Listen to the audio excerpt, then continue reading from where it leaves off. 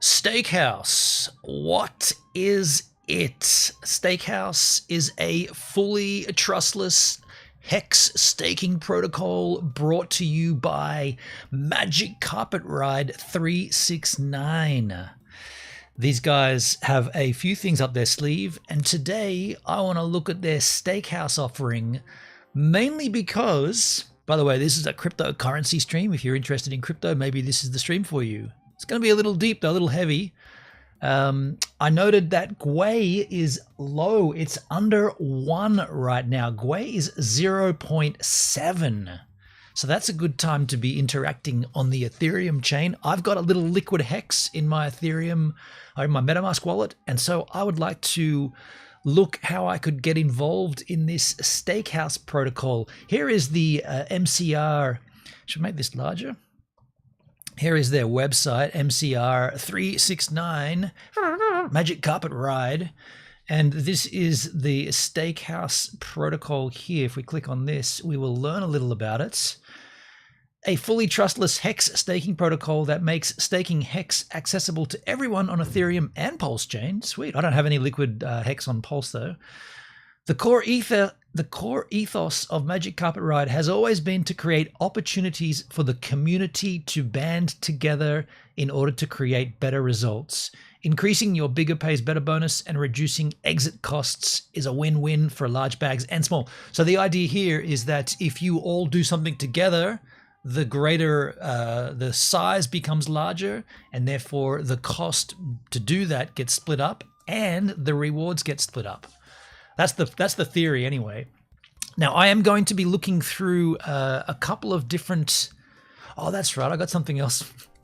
Oh, there's a few things. Okay, so we're going to look at that, but then afterwards, perhaps we'll have a call in with Comptech. We might be looking into something similar that we got involved in a number of years ago on the Tron chain called Bankroll. We dabbled on that, and I've let it sit for, well, 3 or 4 years, I guess. I can't remember.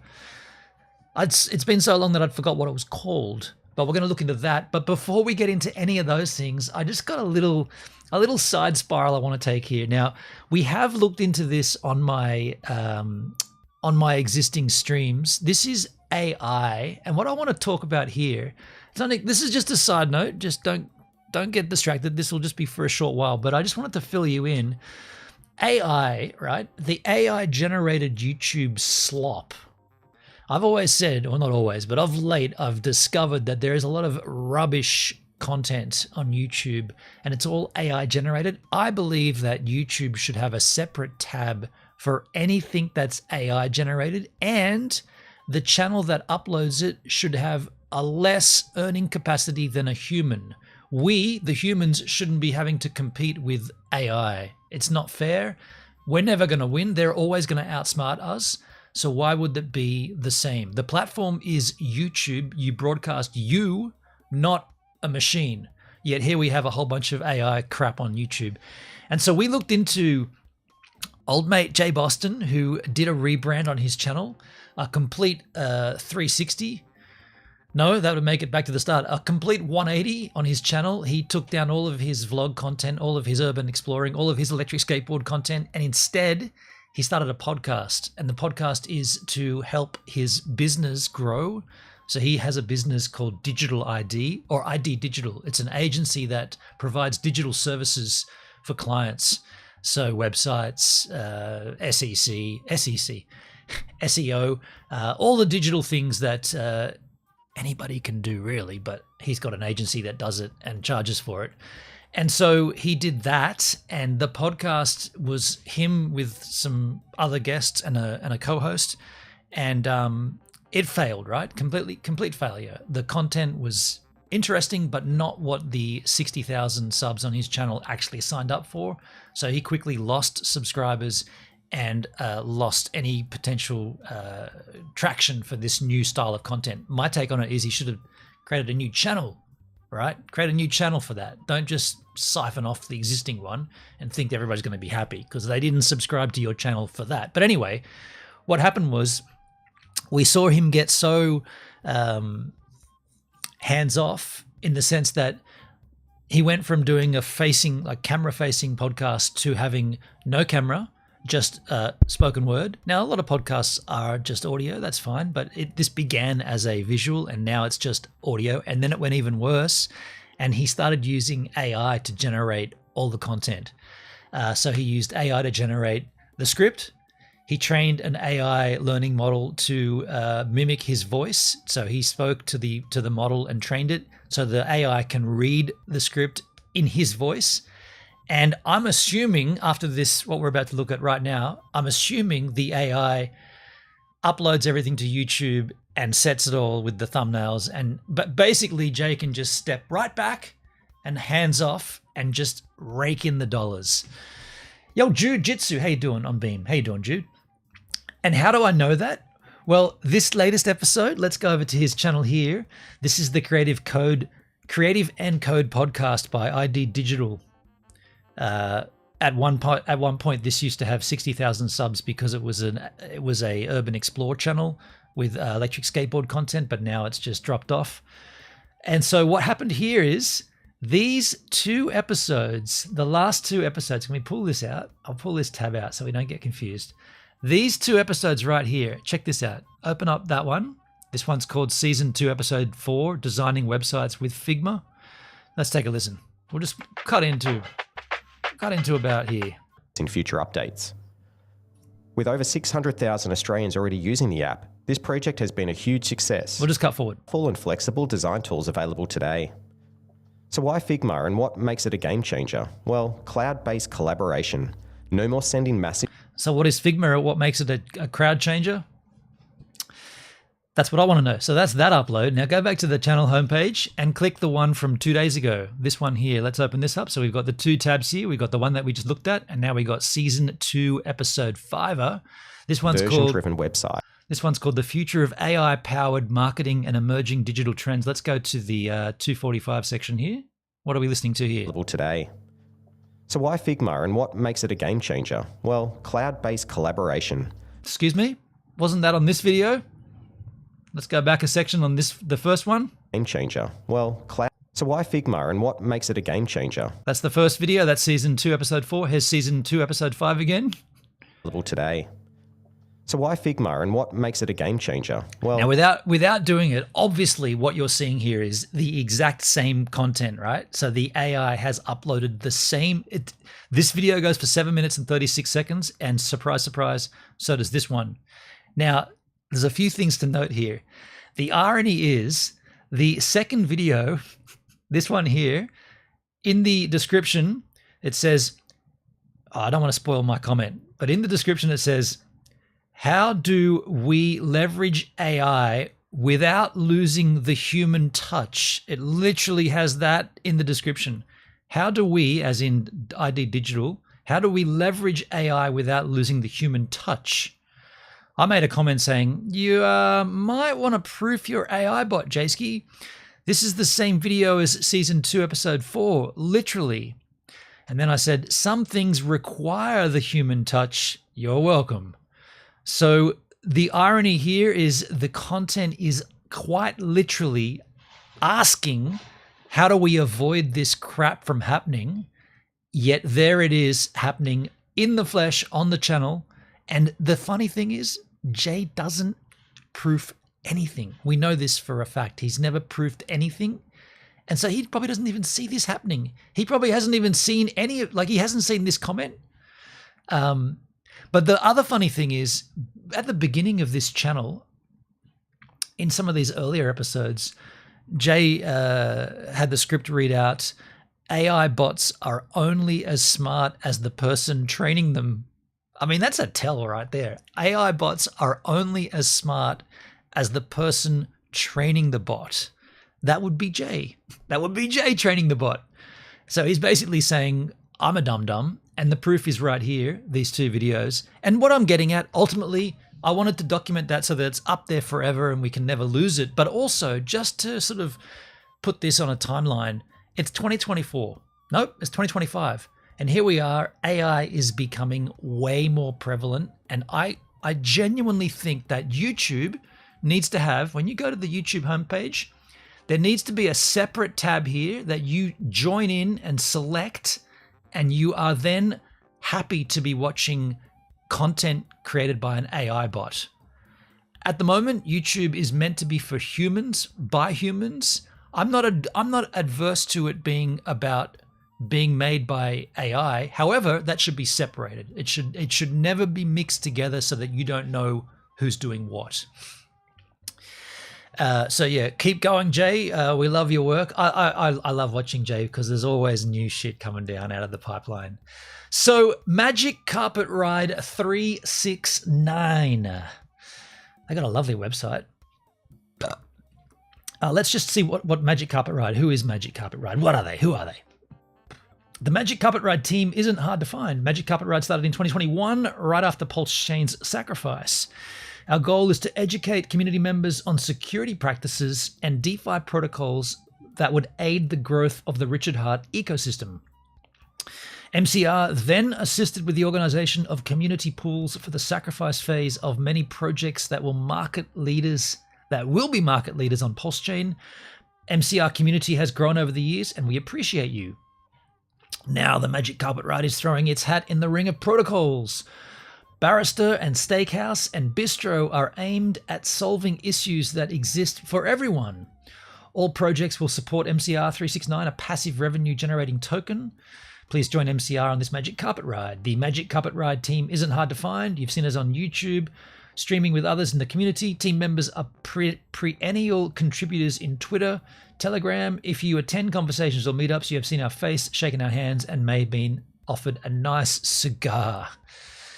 So that's very nice. I first heard about this on the DeFi Down Under YouTube channel. They talked a little about this with Fast Abdul. I don't know, Fast Abdul sometimes swings by my YouTube channel. Not today though. But I heard about it there, and then they did mention that there was a conversation with Fast Abdul and Triplet Dad on the Corey Costa's Crypto Coin show, talking literally about StakeHouse. So I wouldn't mind watching this, and then we will go ahead and we will interact with this protocol. This is what StakeHouse looks like. I'll connect my wallet, and I told you I've got a little liquid hex.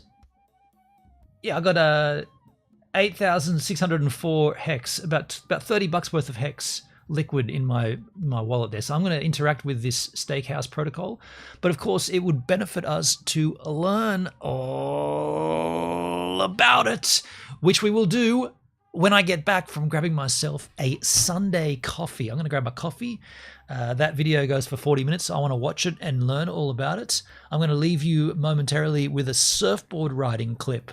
This is me surfing, and if I'm not back in time, you will see a blowfly doing aerobics on a piece of styrofoam. Yes, you will. Mark my word.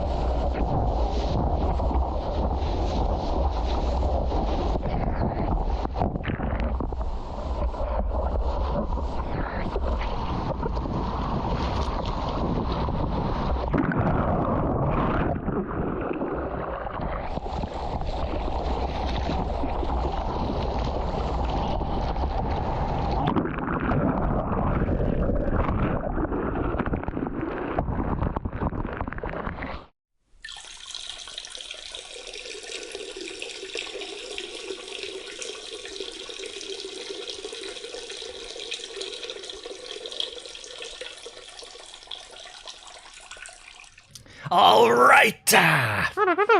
Here we are, folks. Coffee in hand. Probably a little too hot to drink at this stage, so I'm going to let it settle.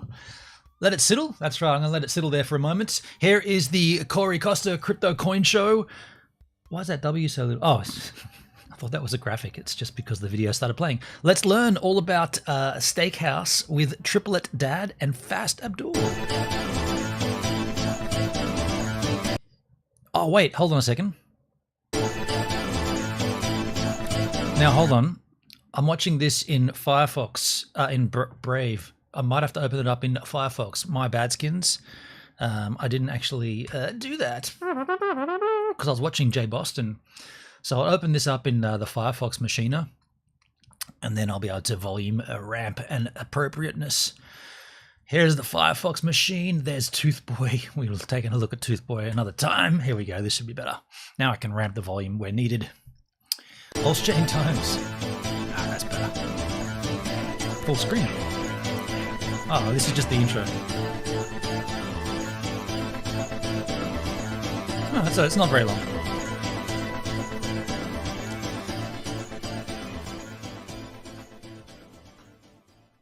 All right. What's going on, everybody? I hope everyone is doing fantastic today.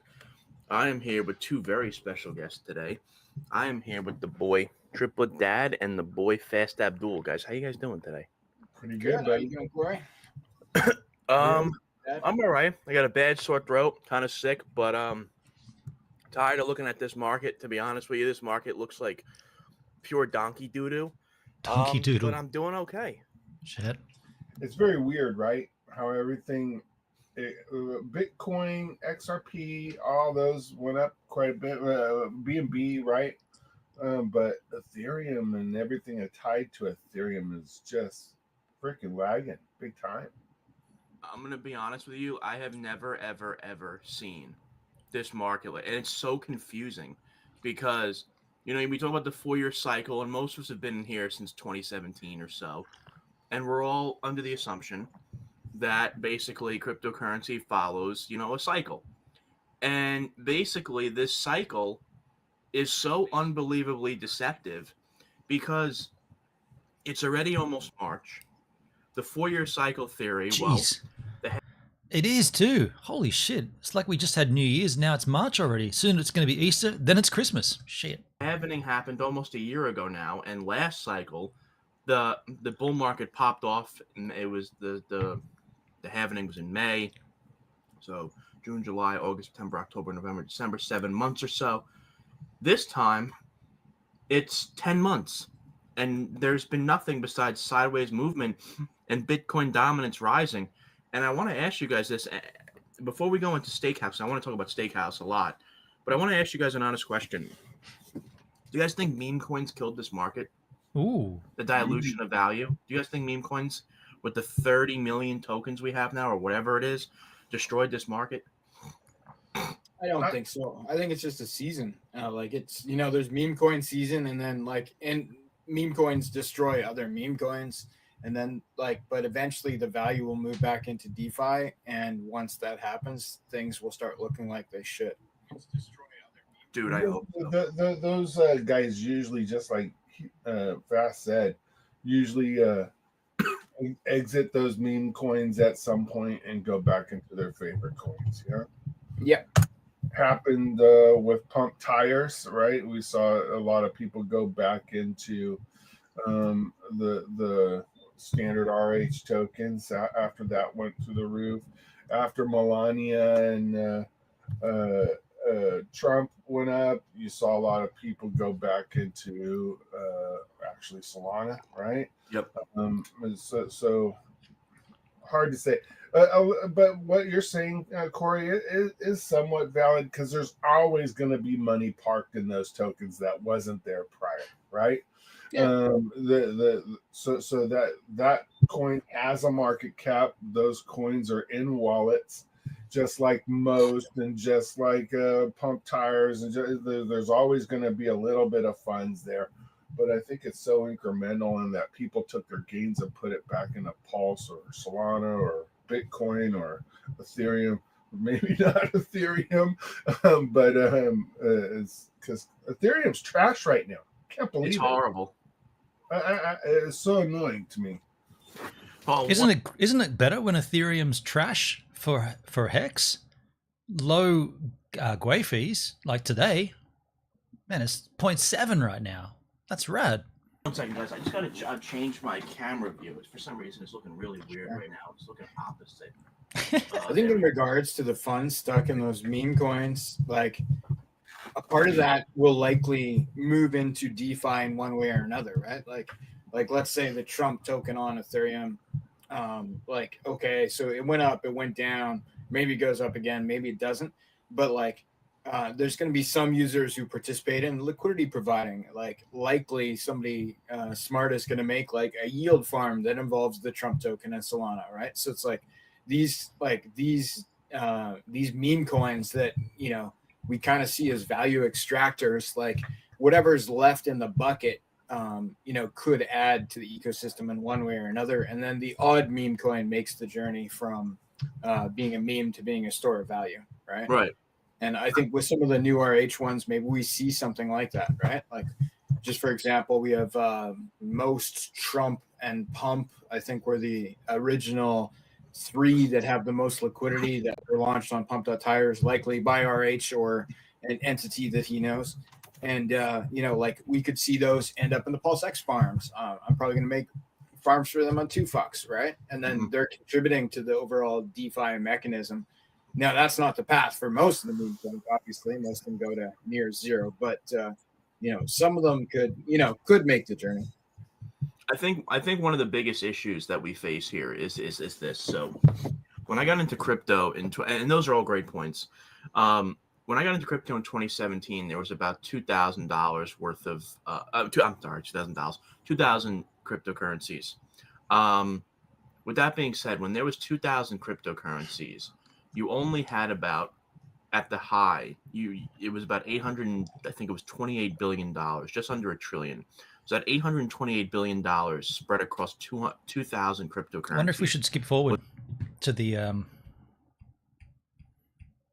Stakehouse. Mid 7-figure range, between millions of cryptocurrencies in different. Yeah, likely, right? Because you had B Roots and his crew track those down. Occasionally, I'll get involved with the meme coin. I'm usually Mr. Hex Monkey, my cigar. Hopefully, market prices match their greatness soon. That's so much. The most loud. And what's up, Randy Hilarski? How you doing, brother? Good morning, Randy. Have you guys seen the Doge SEC? Okay, I'm glad we're skipping My forward. mind. With a Hexo or any of those guys puts that yourself, the amount of replies and likes. That and it's not even just me. Like Turbo, I saw Coffee, I saw many others that got. I thought there might have been a timestamp here. 100 likes, and it's like, let's go forward. This time it looked different. What if it flowed from? Well, obviously we've seen Solana do very, very well, but it was like off the cusp. We were talking. He's like, "Yeah, you want to?" So yeah, check this out. Like we're about to release. I'm like, "You want to do a stream right now?" He's like, "Yeah, we did a 15-minute stream, and it did well." And oops, funny when YouTube does that. This is what they would like to participate. This is live, right? Triple Dead. Like anybody can use this now. 100%. Anybody can use it. What's the website? Steakhouse. Okay, here we go. Somewhere here. All right, so now I'm glad we didn't sit there and watch all that for 15 minutes. I'm nothing against what they're talking about, but I just wanted to keep this focused here. Even though I did waffle on about AI earlier. We've launched on both chains. We'll go back. We want to catch it all. We don't want to miss anything. If you Triplet Dad, when do you start speaking? Steakhouse Swish. Facilitate. Swish. At our Swish. Steakhouse.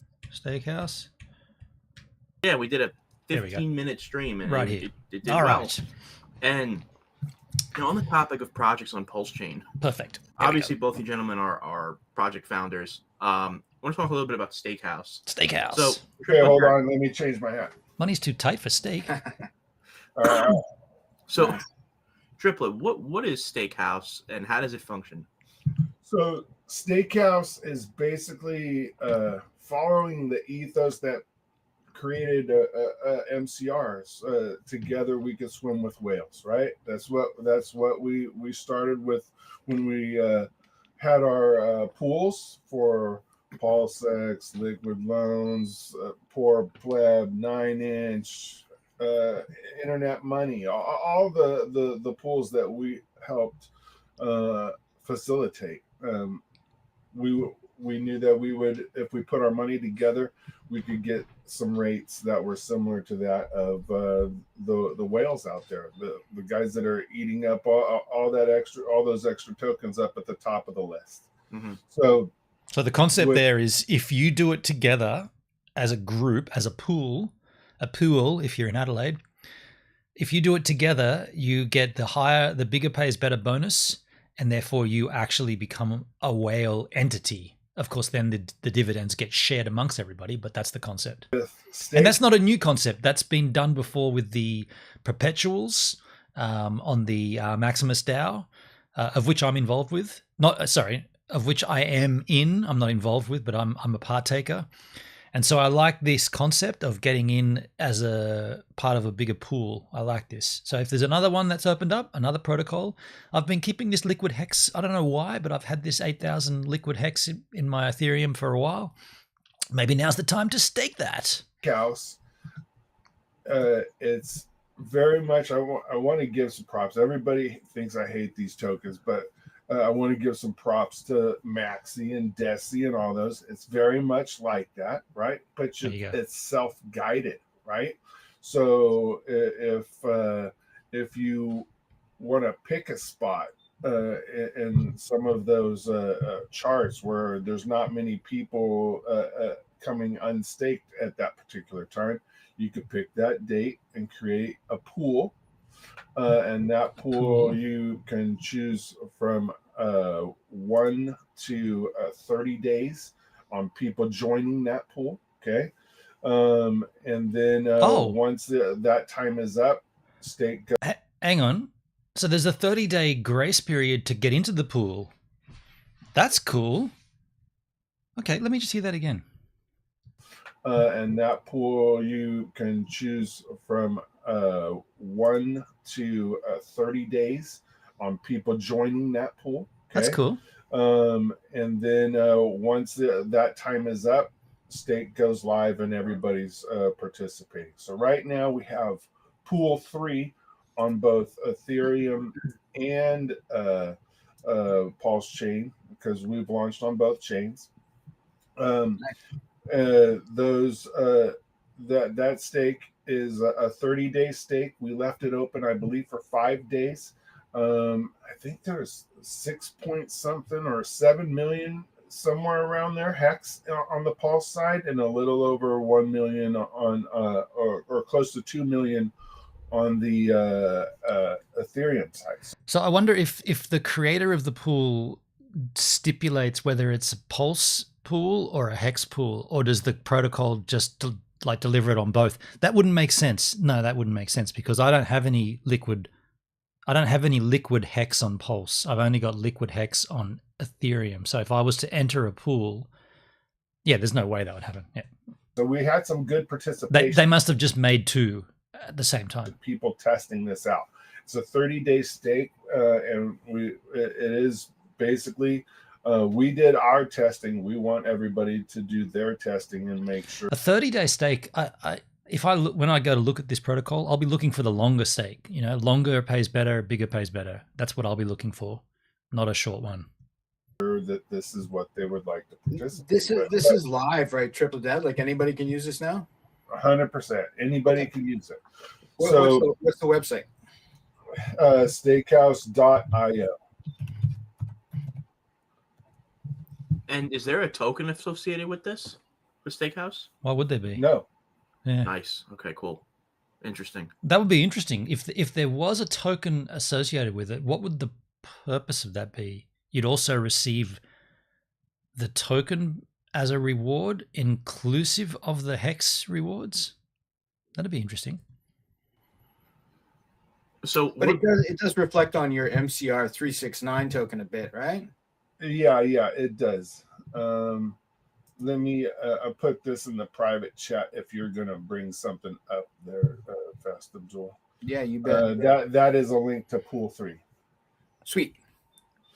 And from that link, you can swap back and forth from Ethereum to Pulse Chain. You can swap back and forth. So yeah, everything is live right now. So you go in there. If I put in 10,000 hex, I get 10,000 tokens for that particular pool. Okay. Those tokens, I can move them to another wallet. I can take them to the OTC and sell them. It's the reason why we created the OTC, is because if people wanted to get out of their stakes, there wouldn't be any liquidity pools deep enough to sell 10,000 tokens, right? So you can go onto the OTC and sell some of your position if you like. So basically receipt tokens, right? Like it's a receipt for the stake I just made? Correct. It's a receipt. And I can transfer that to another wallet. So I now have a movable stake? Correct. And that receipt is in the form of the MCR token, is that right? And so security, that's good for security. So there is a token. Right? There is a token then.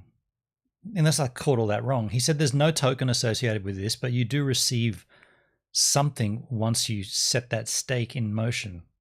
Feel like you have a wallet that may be compromised, blah, blah, blah, blah. Now, would that be the creator of the pool, or is that everyone that joins the pool? Right, move it to another wallet. Every stake that comes out has a unique token. So it's not like all maxi, right? Every stake has a unique token. And it's a little bit different than Actuator, where everybody needs to fit in the 3,000, 5,000, 7,000. So everybody in this neighborhood has a niche, right? I love the Actuator guys. I think Bill's awesome. I think what he built is awesome, right? I think what we built is awesome as well. So when that stake goes, you'll see after 30 days when this stake comes to term, right? Anybody can unstake this stake, right? So I can click the end stake button if I'm in the pool or if I'm out of the pool, okay? So if I'm click the unstake button, everybody behind me pays me back to get their hex. So on Ethereum, that's a big deal. So if Ethereum goes bonkers, like we know it will eventually, right? And the gas goes up, and I saw a little bit of news that might be happening the other day. I forget which side I saw that on. If the gas starts going up again on Ethereum, and it's $200 to unstake something, that stake is sometimes too expensive to unstake and be profitable, right? So with this, if look at that number 5 stake, 5 days. Yeah, might get in on that one. If I had 10 people in that pool or 100 people in that pool, we're all splitting that S load across all of us. One guy pays for it, and the next guy pays him back. And let's just say if somebody's on vacation, they forget about their stake, what have you, right? Some of that hedron starts to bleed to the guy that clicked the unstake button. So it actually can be profitable to unstake. Okay. Yeah, so that is pretty slick in that fashion. Nice. So I got it up on the screen here. I've actually I knew about this, but I haven't had time to look at it yet. So I'm at the dashboard. I got some good stats. TVL, hex pool, number of pools. There's 5 pools right now, right? Yeah. So the first 2 were us testing it, and then the pool number 3 was us bringing it public. So that's got 7.3 million hex in it, 95 grand on our first big pool. Dang. I think the other two in there were just created by people that wanted to test it out for themselves, right? I told people, do one on your own, do one native, right? Put 5,000 hex over here and 5,000 hex over here. Imagine going into a pool with 1 million hex. There's already 7 million hex in there. What your bigger pays better bonus is going to be, right? It's astronomical compared to what. So I guess cooking means you can't join it. Then you can only join during the ordering phase, and then the cooking is the actual time being served. Been had you stake that on your own, either in an HSI format or whatever format you chose. Because now you get a whale in there that stakes 40 million hex. Everybody who stakes after him is going to be laughing, right? Right. Somebody comes in, if a whale comes in, because bigger pays better bonus maxes out at 150 million hex. So whales don't even touch that. Usually whales come in with 40 million, 50 million hex, right? And get their 30 days or 45 days worth of yield. By the way, just a super coincidence, but look at the purple of the MCR website and look at the purple of my OBS background. That's just a very, I've seen the MCR website years ago or a couple of years ago, but that's just a coincidence. Look at where we got a very similar tonality. Mine's better. If they did that with this, we could be back at normal yield again prior to OA's involvement with staking their hex, right? We could get back to big numbers. Nice. Okay, so I'm on the pools page. Okay, so I can see these two pools say cooking. Right. So does that mean the stake has already started? Yeah. So click view. Okay.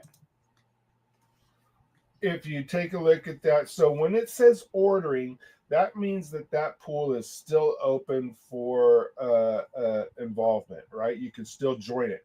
Also, if this pool is still in the ordering side, right?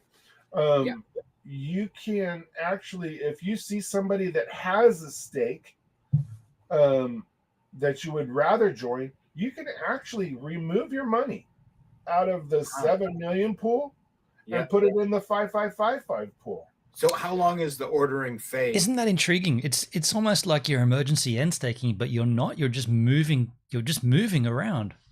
It's like if that's determined by the person who created the pool. So what was the question? I missed that. I was too busy yapping.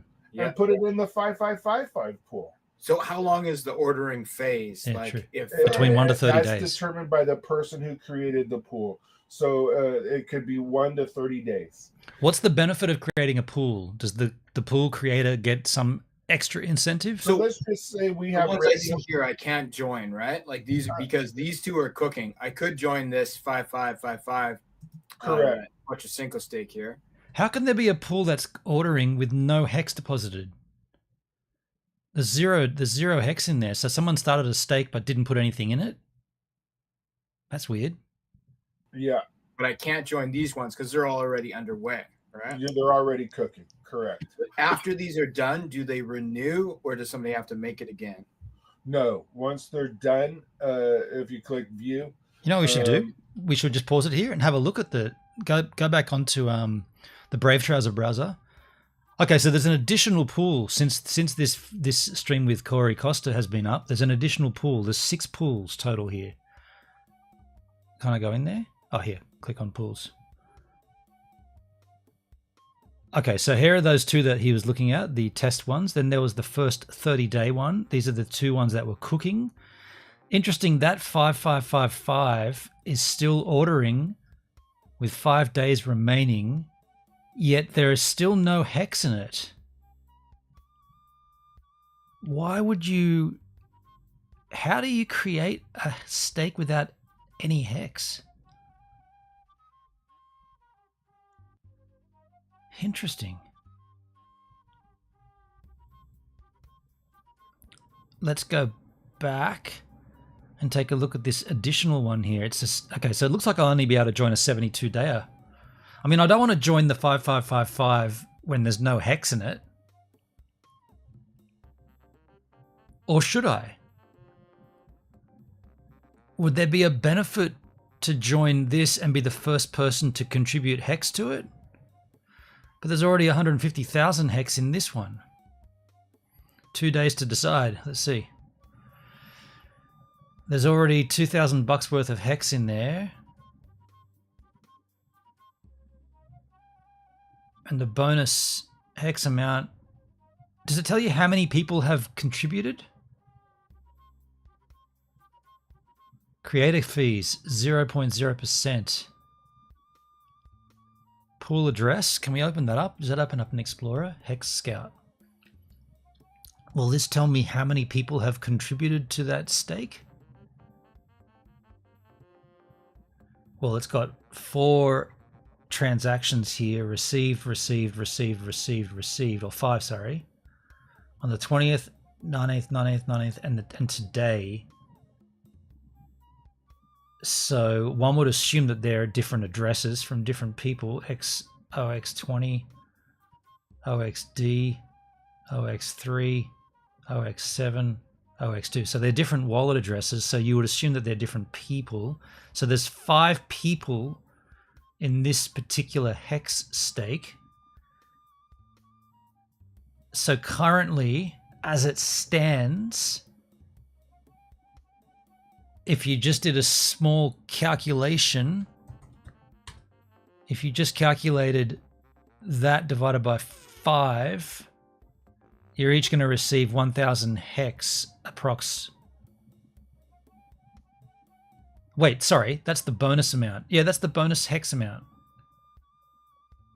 Plus your initial investment back in. But they've also got 3 T-shares. T-share rate of 41,167. Okay. So if you were to join an existing pool, if I was to join this pool,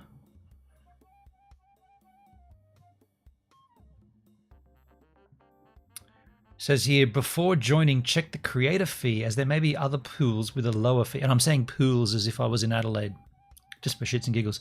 So this creator has a 1% fee. Interesting. That might be why no one's joined it. Interesting. Let's go back to the 6th pool.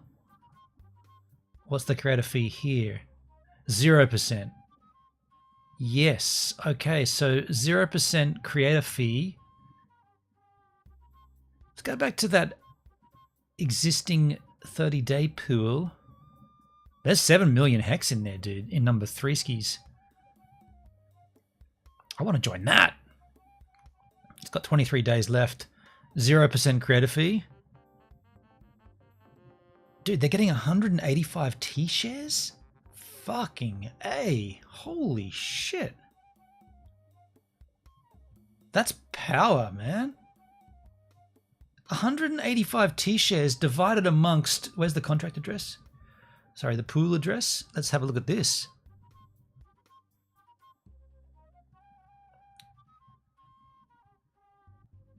This is the history. So what's that? 1, 2, 3, 4, 5, 6. How come there's 7? Oh, that's okay.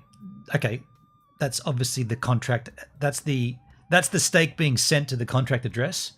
So there's 1, 2, 3, 4, 5, 6, 7, 8, 9 are on that page. 2 pages worth, 9, 10, 11, 12. There's 12 people that contributed to this stake. 12 people, if I understand correctly, 12 people are going to divide up, at the end of this stake, they're going to divide up 185 T-shares. T-shares are currently, that's 185 T-shares are currently worth $103,000. Wow. In 23 days, that's going to happen? Am I getting that right? That seems like a lot of money. Oh, shit me. It looks like StakeHouse on ETH. Wait, am I not on Ethereum here? Pools. It looks like I'll be joining this number 6 if I'm joining anything. That's on. Are we in? Well, no, we're on Ethereum. What? That's Hex on Ethereum. Wait. Ah, shit! That was the Pulse. Ah, damn, dude. Fuck, that was on Pulse. Fucker. These are the pools on Ethereum. Dang it. And there's none available. Fuck. What a bugger. What an absolute shit bugger. This is already cooking. So that means I'm going to have to send my... I'm going to have to swap my Hex to PHEX, or I'm going to have to swap my EHEX to PHEX. Now, of course, Hex on Ethereum is known as EHEX and Hex on Pulse is known as Hex, yet it's still super confusing because in my Ethereum wallet it's called Hex, but it's, so we're going to have to swap it. If I'm going to do this, I didn't see that we need to be back. See this StakeHouse on Pulse. This is the. It's not very clear. It needs to be clearer that this is the Ethereum pools, and there are only 3 pools, and none available. Of course, I could be the first person to create one. I could create one. Should I be the one that creates a pool?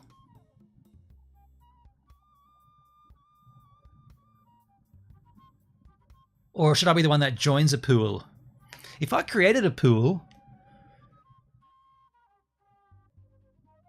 Okay, I guess we should continue watching and learn as much about it as we can. But at this stage, I might have to do a swap to Pulse, or I might create my own pool on Ethereum. It'll say served, which means a stake is ready. So that's the other cool thing about this. There's no accidental unstaking before the letters go black, right? There's none of that. There's no EES. This Hex is locked up for the term of this stake, which I love. I like that. So it's harder to make a mistake and wreck yourself with being emergency unstake when you should. Right. So once this says served, somebody clicks the unstake button. And once it's unstaked, he pays that fee and he starts to get paid back as other people unstake. And if there is anything like a bleed out factor with the 365 days of that happens with the normal bleed, that goes to MCR stakers. It doesn't go to the OA. The OA's got plenty of Hex. He doesn't need any more, right? And it goes, some of it goes to the person who clicked the unstake button. Interesting. Cool. I like it. Okay, so let's say I really wonder if there's a benefit. So if you create a pool, you're the guy that starts it, and you set the creator percentage to 0, and you set the ordering time to 30 days, and nobody joins that pool. Nobody comes in with more. Can you then eject, or do you have to still commit to it? Because if bigger pays better, the whole concept of this is bigger pays better. But if nobody joins that pool with you, then you're not bigger pays better. You're just doing a regular Hex stake through a separate protocol. Interesting question. I want to start a stake. So I'm looking at this menu here, and I decide I don't want to participate in a Quattro Cinco today. So do create pool, the little blue button. Create pool, stake duration, and those are all you have to do, right? Nice. Stake duration from 5555 all the way down, right?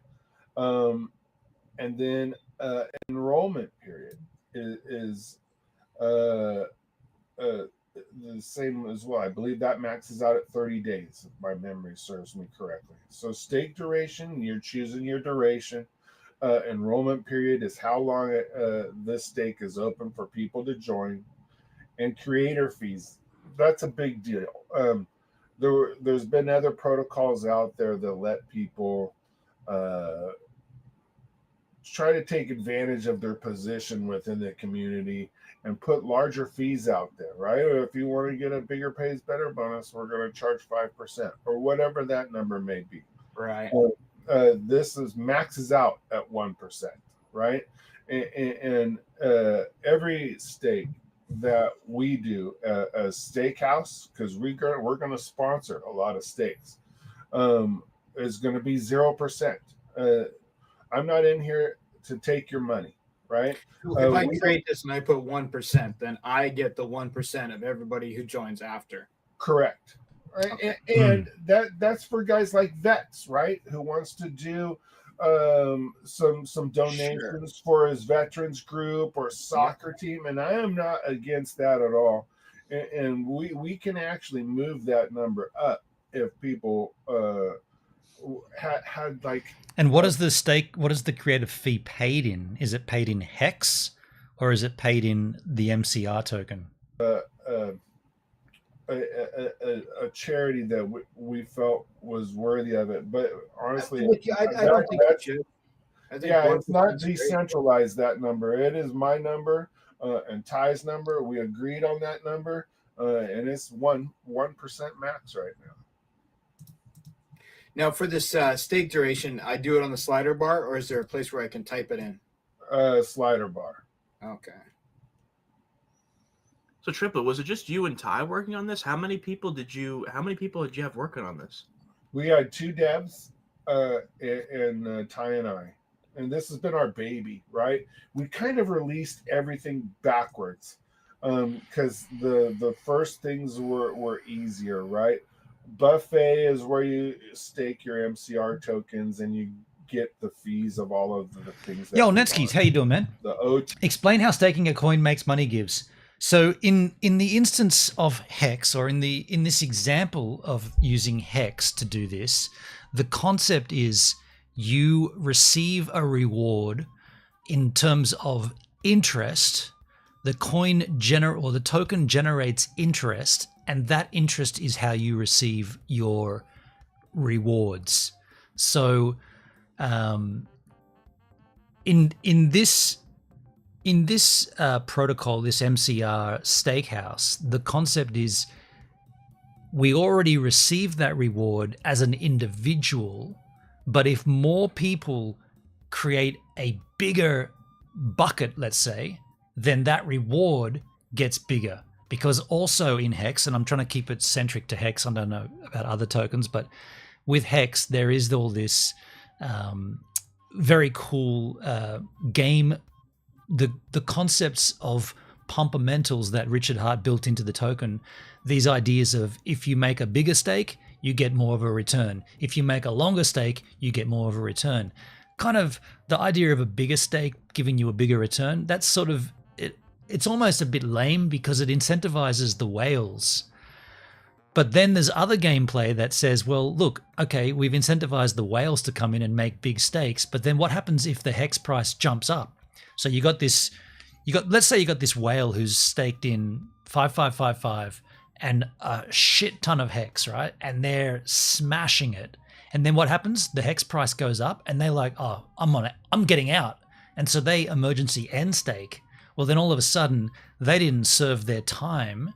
And so the time that they would have served would have earned them all this extra interest and all these extra rewards. Well, all that rewards gets paid to the people who did stake. So I'm just explaining, loosely I'm explaining how the idea of bigger pays better and longer pays better is good and bad.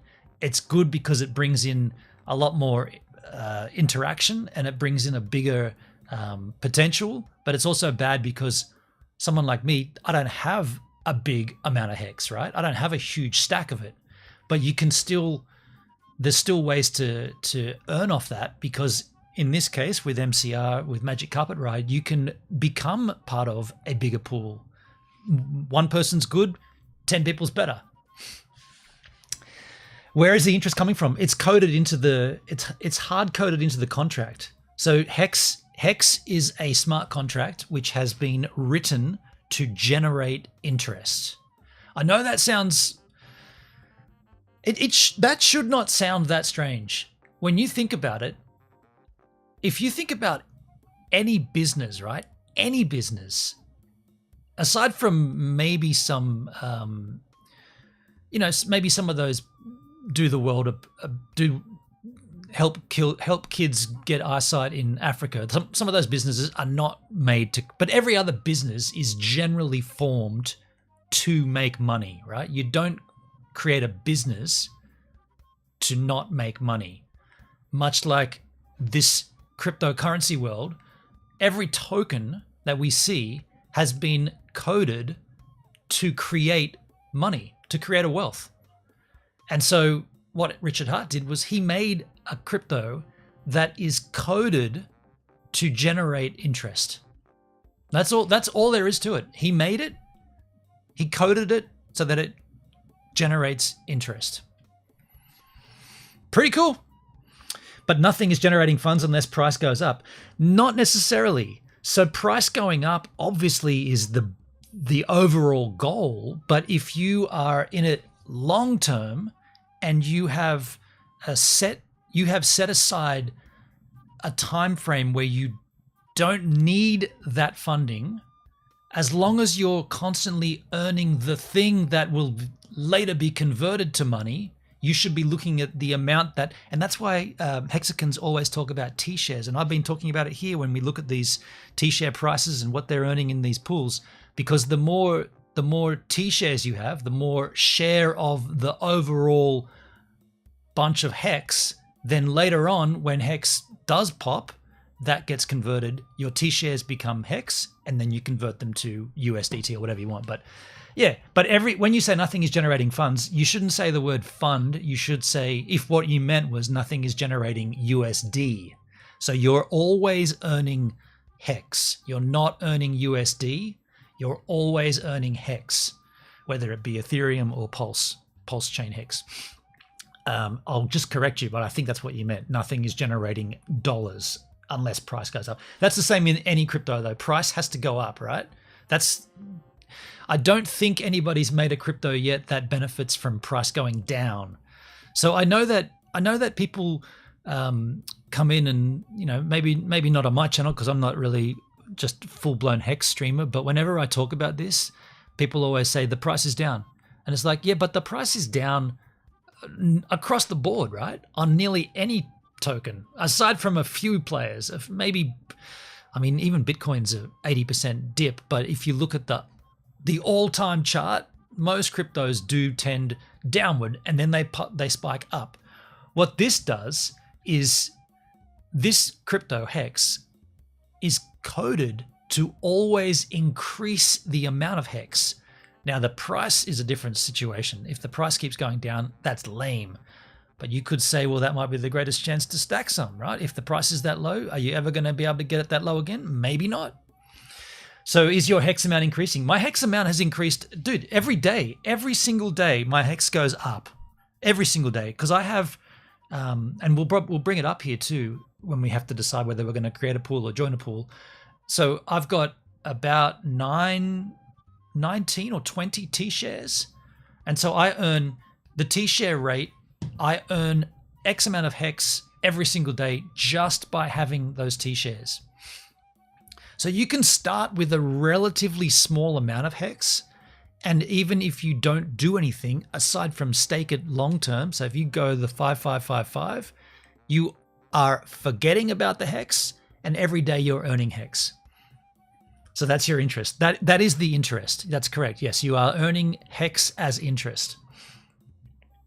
Yeah, and when I was in New Zealand, it was pretty rad. I was watching my, what was it? There was a website called, actually, this is a good question for Hexicans. If anybody's watching this stream, what was the website where you could take like a slider and you could change there was like a chart that you could scale it out and you could change the price of HEX and you could put in like the moon chart and then you could put the real chart. I was using that and I kept seeing, like anybody else, I was like, what if the HEX price goes up to 50 cents again? And then I'd put that up there and I'd be like, holy shit, that would be amazing, right? Because then, I don't know, I would like to find out what that website was, but I can never remember. I don't have the URL, and I think it might be gone, but that was pretty rad to see. But I think what we need to do, we're going to finish this Corey Costa stream, but then we need to decide, are we going to create the pool on Ethereum, or are we going to swap my Ethereum hex to Pulse hex and then join this pool number 6? I'm just not sure. I feel like if I'm right, and if you create a pool and no one joins it, is there a way to eject from it before it goes live, before the contract gets sent to the stake, before the stake happens?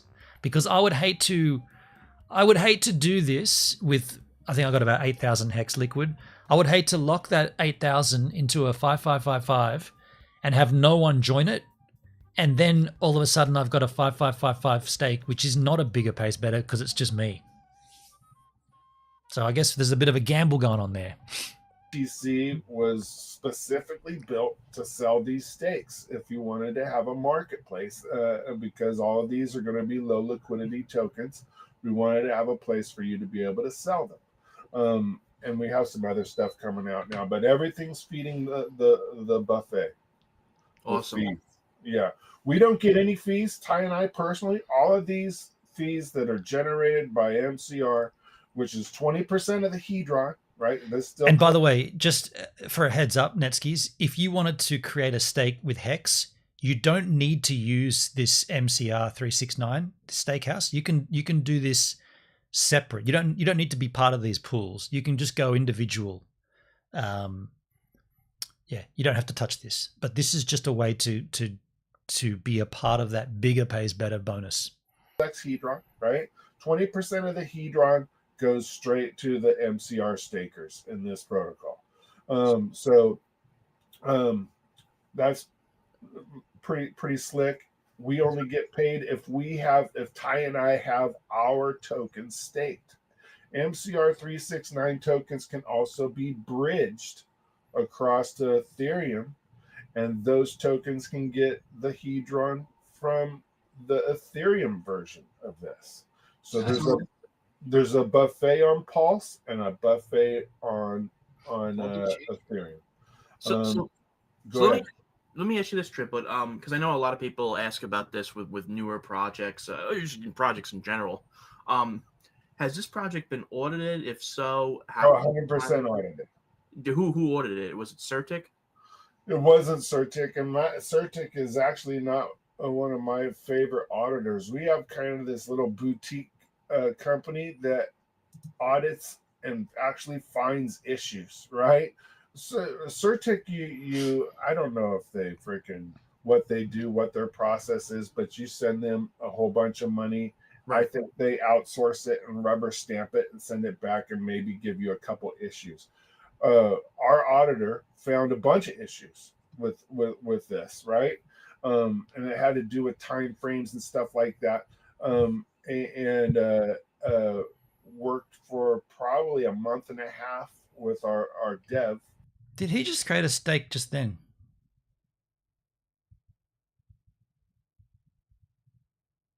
Company that audits and actually finds issues, right? So Certic, I don't know if they freaking what they do, what their process is, but you send them a whole bunch of money. Right. I think they outsource it and rubber stamp it. Of course. Fast Abdul, he said he created a pool. So that must be his number 6. And send it back and maybe give you a couple issues. Our auditor found a bunch of issues with this, right? And it had to do with time frames and stuff like that. Worked for probably a month and a half with our dev fixing this. So all audited. And once all of our stuff is out, there's another big protocol that we're going to release. We're going to audit it as a group. Because and can you find the audit? Can people see the audit for 100%. It's on our site. Awesome. That's awesome to hear. Everything. So Fast Abdul created the pool, didn't deposit any hex. I guess he paid a little pulse fee to do that. We've ever released, from buffet to steakhouse to OTC, all been audited. That's awesome to hear. Yeah. Check it out. I just made a pool, I think.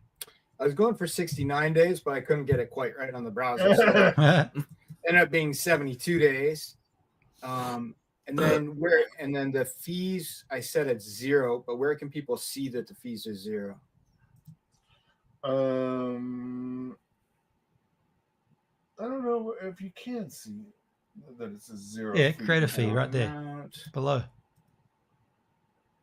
Probably you can see it when you're It's right there, dude. with, I can see it. Yeah. It says create a fee 0. with the That's fees. a good point. That is a data point that we could definitely put on that screen. Yeah, on this screen to have like a fee column would be good. Probably Yeah. most of these are 0 right now anyway, right? Yeah, everything is 0. Yeah, but yeah, to have a fee column. So I made this Yeah. 72 days. Cool. Yeah. Now I can go here and I can see it, and I set it for 168 hours, which is exactly 7 days. So people have 7 days to enter this. Until then, it doesn't start the stake, right? Correct. Okay. Cool. So if we take also the other cool thing is, buddy, is once this gets going, if you scroll down just a little bit, Yeah. that pool address actually will, when it starts, will link right to Hex Scout, Nice. and it will show all the data of everything that's going on in this pool. Who did you have to bribe to get that to happen? I don't know who did that. I'm the idea man, right? I take long showers. He just deposited the hex in. These great ideas, and I tell the devs, this is what I would like to build. So that cost him 4 pulse, and he deposited 33,821 hex. And Ty goes, that doesn't sound good, right? and then the devs go, we might be able to do that, and then we end up building it. That's been our process so far on everything we've built. No, it's amazing. I love how many people are building on this chain, and how one thing I've noticed on this chain that may Neskis, I'm way too sus on hex to be even interested in this, but interesting to seeing the process. Yeah, okay. If it helps, could I speak to that? Like, why are you sus on hex? Is it the guy or is it the concept? not be so ubiquitous amongst other chains is that there's a lot of camaraderie. There's a lot of olive branches that are extended in this chain regarding developers. There was I've said this before, but there was a really good quote from I was involved in a project called Icon, and the founder basically said, he's like, to paraphrase him, he said, basically, all these chains fight amongst each other, but don't realize that the developers of those chains are working behind the scenes together. And that holds a lot of truth to Pulse Chain. There's a lot, there's people who bicker, there's people who, argue. But realistically speaking, the different sub-communities generally are working together in some capacity in association to build. I mean, you just, like you said, made a pool on StakeHouse. Anybody can enter this pool now. And I just noticed here, like you were saying, Triple Dad, that because the pool hasn't started, I can actually withdraw from the pool. Is that correct? Correct. Yeah. Oh. You can withdraw. You could take those tokens and go join that 555 guy if you want to, even as the creator of the pool. So I could switch to a different pool if I wanted to with using Correct. these tokens, but within the 7-day time frame that I set up. But now, now that I've created this pool, anybody else could do the same, right? They could come and add to this pool and get a better 100%. bonus because we did it together. And- But they and- could and- switch. Okay, so it sounds like you can withdraw. Let me come back to that because I just want to answer your question here. You said, I asked whether you were upset or whether you were sus on Hex because of Richard Hart or because of the actual concept. You said both. I guess I tried getting Hex from Bitcoin I owned at the time and it would never let me redeem. Oh, you knew about Hex during the adoption amplifier period. I mean, so that was before my time. I got in about a month before Big Payday. So I missed out on, but I didn't own any Bitcoin anyway. Oh, no, I did. Fuck. I did have a little Bitcoin because that's when I got into crypto. So I bought a little Bitcoin. After that, I was like, "Fuck you, bro." So you couldn't free claim for some reason. That was sus as hell at the time. So what was the problem? I mean, from what I've understood from going back and watching old Richard Hart streams, the adoption amplifier, you had to go to the HEX website, paste in your Bitcoin address, and as long as it was a BC1 address, I think, you then pasted your Bitcoin address into the adoption amplifier. It spat out a code. You then went into your MetaMask, pasted that code into MetaMask, proved that you owned that Ethereum address, and then took that back to the HEX website and pasted it in and clicked claim. I didn't do that, but I definitely heard all about it afterwards. It seems like a pretty straightforward process.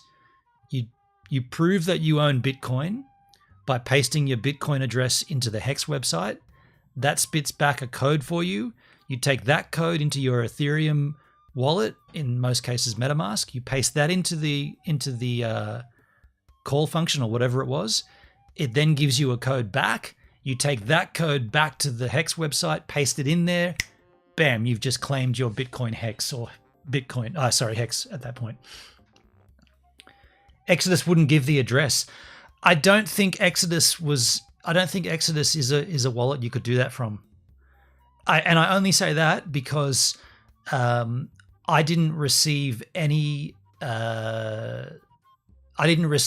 Pulse tokens for the crypto I have in my Exodus wallet. So during the Pulse sacrifice, you needed to prove similar situation, similar concept, but it didn't allow you to do it from Exodus. I know that for a fact. So you gave up at that point. Well, that's up to you, man. You basically said no to free money.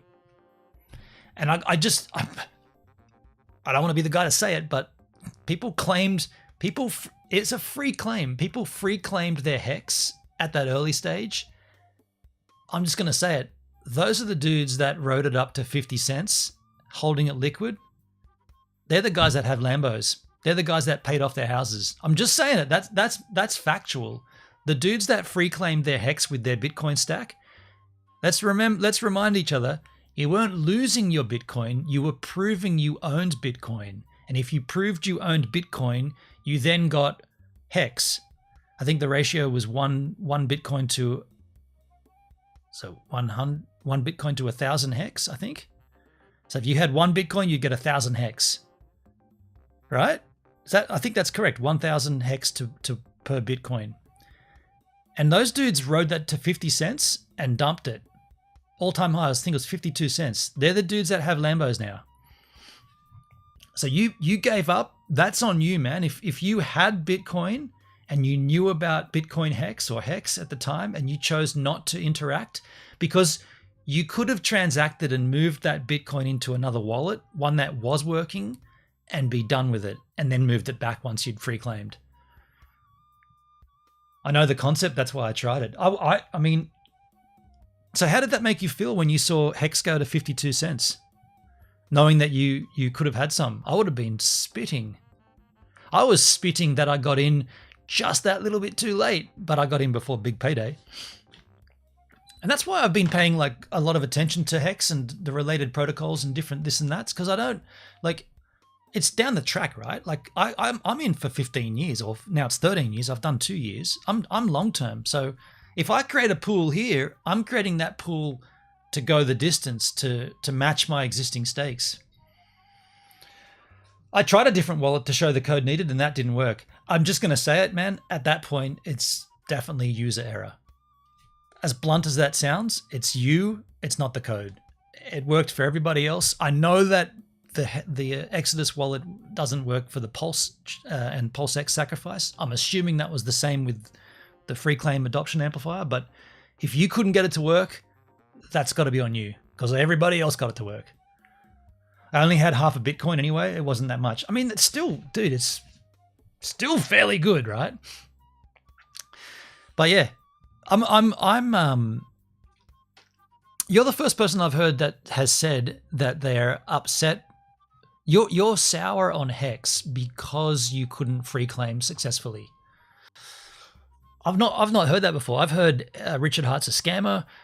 Richard Hart's this. Richard Hart's that. He buys expensive shit. Blah blah blah. I've never heard someone say I'm sour on Hex because I couldn't free claim it. That's a new one. Yeah, right. Damn, dude. Oh well. I mean, okay, so I can't be this guy, but I want to be the guy that says, have you been buying it when it's this low? Because you missed out then, and you've been sour about it, but you've had a long time at all these low prices to get in. Have you had any thoughts of getting in? I'll be the first. Yeah. Like, I mean, it's there needs to be something said for conviction, right? Like,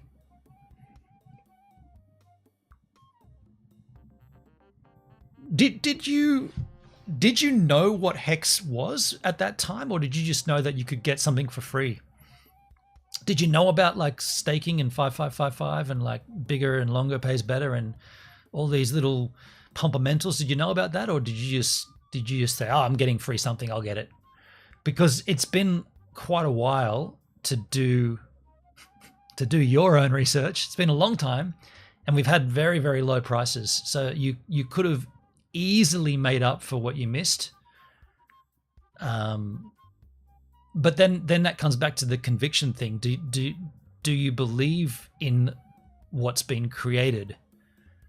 That's why I said, is it him that you don't like, or is it the code? You know, like I personally can't stand all that cringe marketing that he did, all that crap. And by the way, I'll go on record and say this: that wasn't outrage marketing. If you go back and look at Richard Hart's channel, from the entire beginning of it, he was always into that shit, all those garbage clothing and all that crap. Well before the Pulse Chain launch, he was buying all that shit, talking it up. He's into that shit. This idea that I only did that because I'm trying to get more eyes on my shit. No, he was always into it, and it's awkward and cringe and horrible, but it doesn't change the code, doesn't change the Hex contract. That still exists. That still does what it says it does. I watched his videos and I lost interest in it. Fair enough. Yeah. It's funny when you look at all of his existing content, all of his earlier, and by the way, that's all you got because he's not doing anything new. While this, I'm assuming it's due to the SEC stuff, but who knows? All of his earlier content, there is some real solid information in there, like super solid crypto information in that content. And then there's a lot of cringe, like that stuff he talks about going to bars and meeting women, all this, the mystery code, all that stuff about being a better person and, you know, like lifting weights and eating better and all that stuff, the stuff that he doesn't do. Like, it's just super cringe when a big fat dude's telling you to lift more weights and be healthier. And it's like, dude, are you the one telling me that? Like, come on, man, like have some conviction of your own and do what you're saying. So that's cringe, but it doesn't change that he did create something pretty rad. Like the code, the Hex code, I'm not a coder, but what it does, it's pretty unique. That's why I can't understand why when people in crypto get upset and talk him down, it's like, do you know what he did? Like what the thing is? Show me anything else in crypto that does anything quite like that. There just isn't. Like, and let's not forget how I got introduced to it as well. I came into crypto as a complete, like, I learned about Bitcoin, and I learned about Ethereum, and I learned about Doge, and I learned about Hex all at the same time. Like, all of this was all new, all together. And when I learned what Hex was doing, I was like, oh, that seems like a no-brainer, right? That's a term deposit, or we call it a time deposit here. No, we call it a term deposit. Now I'm mixing up terms. We call it a term deposit. America calls it the UK calls it a time deposit. America calls it a certificate of deposit, or a CD. These are all the same things, but I've known about that. I've had time deposits, term deposits when I was a kid. My parents taught me about it. They're like, if you're going to save money in the bank, you lock that up. You take that money and you lock it into St. George Bank, and then you come back. I remember doing $1,000 at a time. $1,000 became about $1,200. The interest rates were about 12%. Yeah, 12%. They taught me that. And so when I saw crypto and someone said, well, check out Hex, I think it was the Hexicans came into my D Live and raided me. I was like, so what? So this is a cryptocurrency that does the same as that, like a time deposit? That's sick, man. Let's get in it. Let's get in it. I don't need it now. I'm working, or I wasn't at the time, but I'm looking forward to the future. I love it, man. I think it's wonderful. Yeah. So that's why we're learning about StakeHouse. And I think we've just discovered that you can withdraw your funds before the stake goes live if no one joins the pool. But let's just go back to make sure that I heard that right from Fast Abdul. Like you were saying, let's just make sure I get that right. To build. I mean, you just, like you said, made a pool on StakeHouse. Yeah, anybody can enter this pool now. And I just noticed here, like you were saying, Triple Dad, that because the pool hasn't started, I can actually withdraw from the pool. Is that correct? Correct. Yeah, you can withdraw.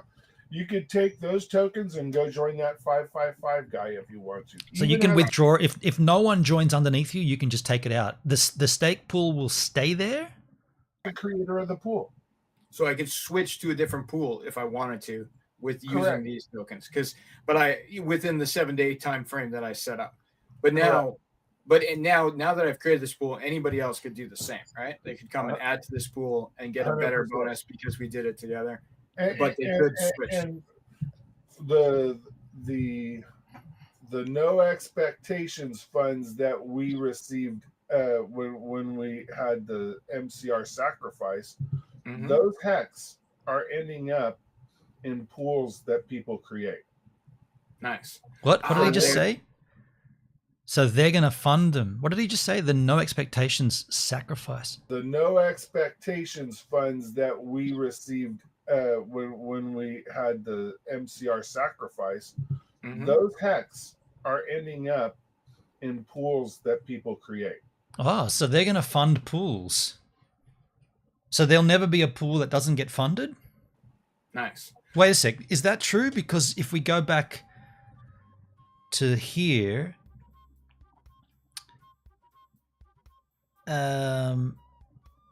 wait, are we on? Okay, so we're on Ethereum here.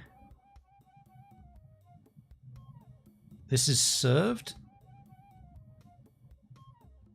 This is cooking.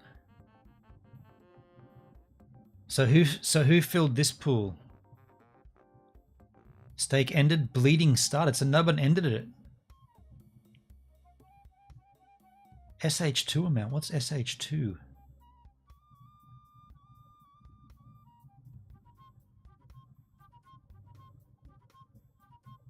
So there was no hex in here. So this pool did not get seeded. We're on Ethereum because it says stake on Pulse, so we're on Ethereum. This pool did not get seeded.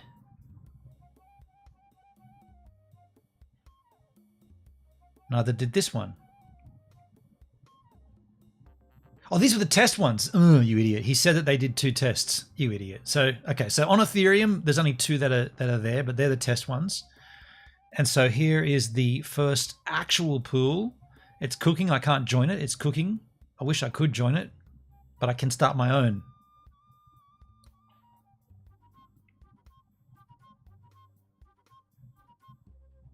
Okay. That's cool. That's clear to me. Let's go back to here and continue watching. Therefore buffing the entire community that we're supporting everybody that comes out. So some of those tokens will end up in that pool. This is a good whale play, especially like a public facing whale. Like you want to help the community, make a pool like this, like the one I just made, but with way more hex than I just put in. And set the fee to 0 and let people come in and get a bonus. This could add to hex adoption, I think, in a serious way. 100%. That's what we're here to do, and I think it does take a little bit of the sting that the OA just did, right? Of course. that does hurt a bit, because there are people, whether you judge them or subscribe to their ethos, right? I'm okay with you taking a chunk of HEX and living off the yield of that. If it was supposed to be a CD, that's what you do with CDs. That is what right? you do. Yeah. That's what you do with CDs. I take a big chunk of money, I throw it out there, I live off the interest. That's what you do with that, or annuities, or any of that stuff. So if you want to take DeFi and compare it to a financial instrument, and then let that roll for a number of years, and then take that interest away, right? I am here to make that interest come back. Absolutely. No, So I've got another question. As I hear him speak and as I think about what I'm about to do, if I go to create a pool on the Ethereum side and I set it up I create the pool and I set it for a 30-day joining period and no one joins it, I'm then free to withdraw my HEX and move it around. But if there's no other pools to put it in, can I just withdraw it back to my wallet? I guess I can. I think I'm just speaking it as I think it, but I'm pretty certain you can. I want to say, guys, this was a fantastic presentation. I appreciate Triplet Dad, you answering all the questions. Fest Abdul, I appreciate you making, excuse me, I'm sick, doing what you did on StakeHouse. So, guys, I really do appreciate your time, and I'm looking forward to streaming with you guys next week. Are you coming to Vegas, buddy? No, I'm working. You're working? Okay. Yeah. So I want to pump that a little bit real quick. Okay, so Fast Abdul and I. I'm gonna just jump off there. So let's take a look at Twitter. I want to find StakeHouse. I'm going to follow StakeHouse.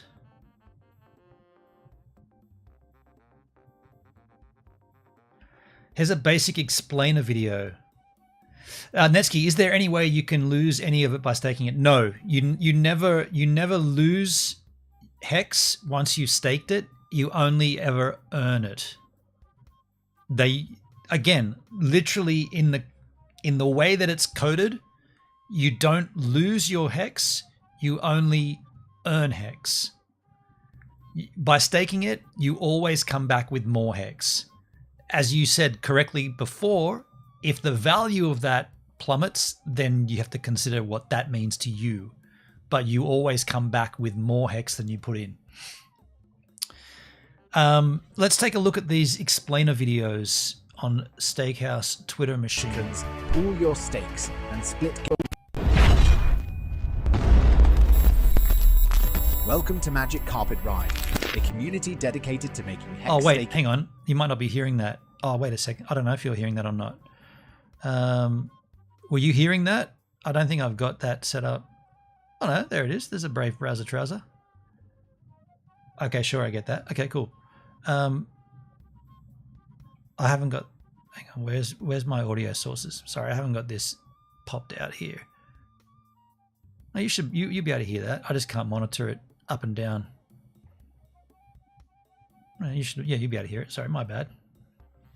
Yes, you heard it. Okay, thanks, Netskis. Thank you, dude.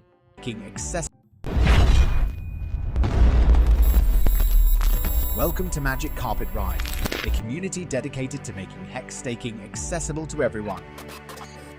Staking HEX on Ethereum is a fantastic way to earn high yield, but the high gas fees and the Ethereum price often make it difficult for small stakers to participate. In many cases, the cost of unstaking is greater than the yield received, causing many participants to worry about the future transaction fees and the Ethereum price. Introducing StakeHouse, a fully trustless HEX staking protocol that makes staking HEX accessible to everyone on Ethereum. collaborate with other hexagons, pool your stakes, and split gas fees to make it more affordable for everyone to participate. Plus, the larger the pool, the bigger pays better bonus. Best of all, there are no middlemen or admin keys to worry about, giving you peace of mind while you stake. StakeHouse is versatile. Anyone can create a pool, and StakeHouse will automatically post it on Twitter for all to see and join. This is a great introduction to the HEX community and helps decrease gas costs and increase the bigger pays better bonus for all. That's cool. StakeHouse can also be used to create a new rung on the staking ladder for those who have heard about staking ladders but don't have enough HEX to start. StakeHouse pools can be used to teach new community members about this powerful strategy. Even whales can benefit from StakeHouse by working with smaller HEX holders to max out the 150 million HEX bigger pays better bonus. HEX on Ethereum is far from dead, and Magic Carpet Ride is doing its part to make sure HEX staking is accessible to everyone. Join our mission too. #HexTogether and start staking HEX today with StakeHouse. It's interesting. They're definitely targeting the Ethereum side of it. Party has no viewer numbers tonight. Interesting. Where is Party? Am I not live on Party? It says I'm live. I'm pretty certain I'm still there. Let me just check. I won't bring it up on stream, but no, I'm live. Bring it up on stream, but yeah, that's cool. Yeah, interesting. Yeah, like I know what you're saying. Like, there's no viewer numbers, whereas usually it jumps up to 30 or 50 or whatever. Okay, so let me just tweet at StakeHouse and just say, I'm going to just make a tweet to them before I do this. I wonder if they're responsive though. Where's their most recent tweet? They got a pinned tweet here from March last year. March last year? Holy shit. March last year.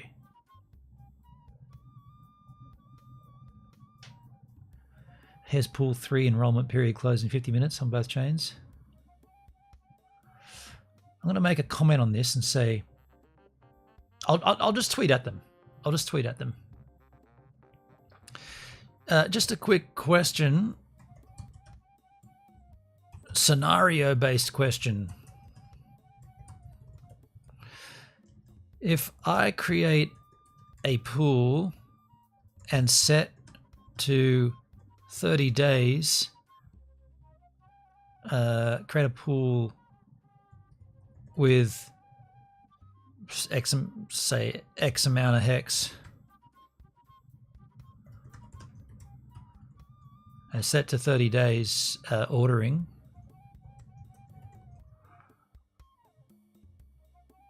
and no one else joins the pool, can I withdraw my initial HEX back to my wallet, as there are no other? If I create a pool, I'm going to make it clear that I'm talking about EHEX here.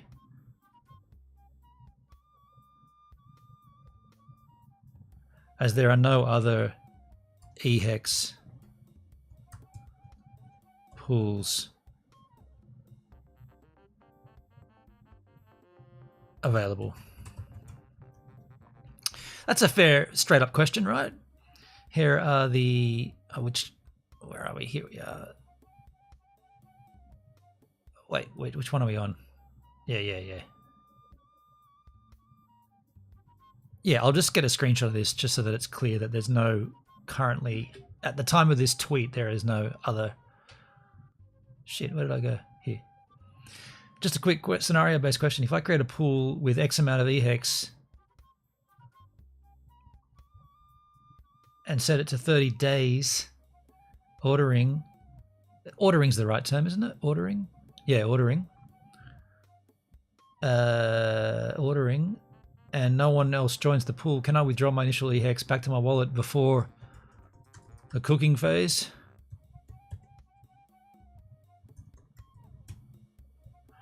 before cooking starts,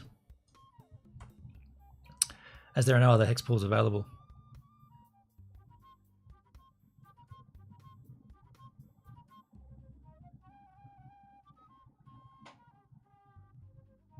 Why did that screenshot have hex deposited written over it? Get out of there. I'll just get a better screenshot of that.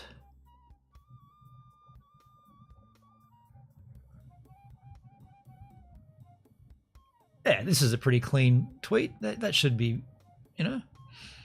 I wonder how response. Why did that not get the last screenshot? Hadn't saved it yet. There we go. At stakehouse.io, I just tweeted at them. So I'll just wonder how responsive they are to tweets.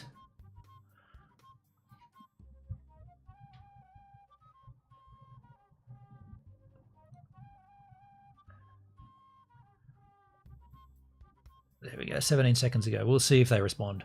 Either way, at this particular juncture, I'm going to connect my wallet. You know what I'm going to do? I'm going to open up... oh, here's Hex Scout already. I'm going to connect... My wallet's already connected. We're on Ethereum. So I have to check. This is what I need to do right now, and I'll do this off scene, but I've got... But you can check it if you want, but I want to see what day... Because I've set my staking ladder to get to a certain...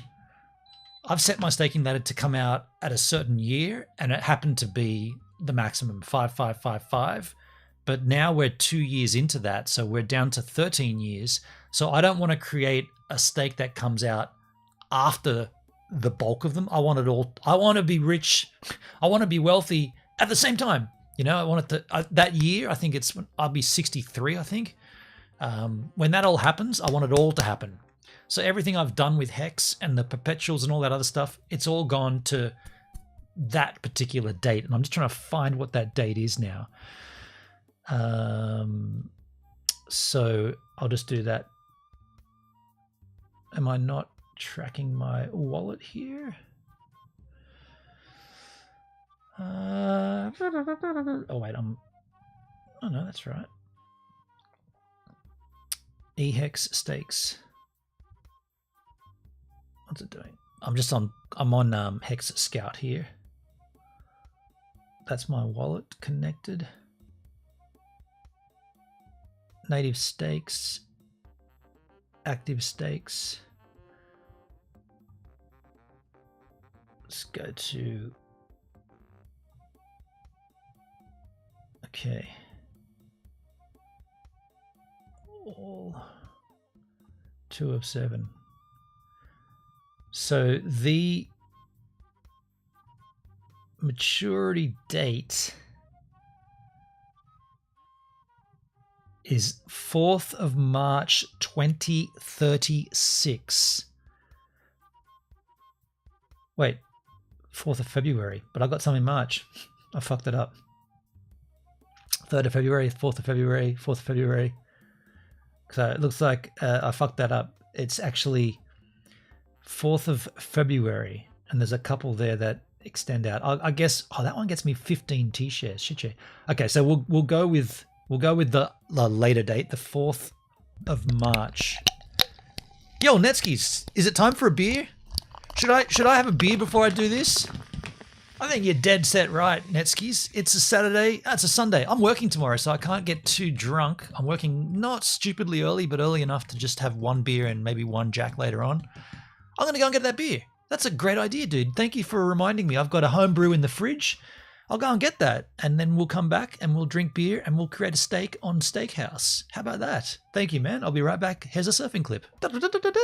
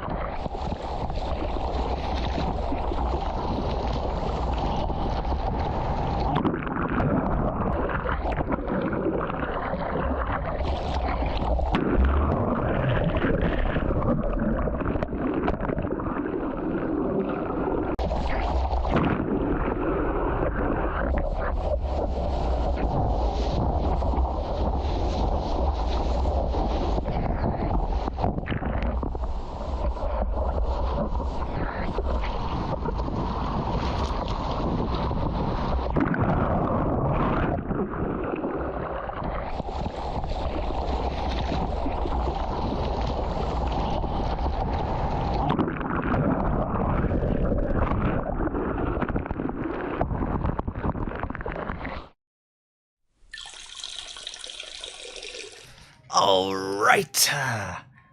Here we go. Stout time. Yeah, this was so good yesterday. I'm looking forward to this. Every day that it gets longer from the day that I bottled these, they're tasting better. Day 2 here, folks. Day 2 and brew 2. Yeah, this is going to be great.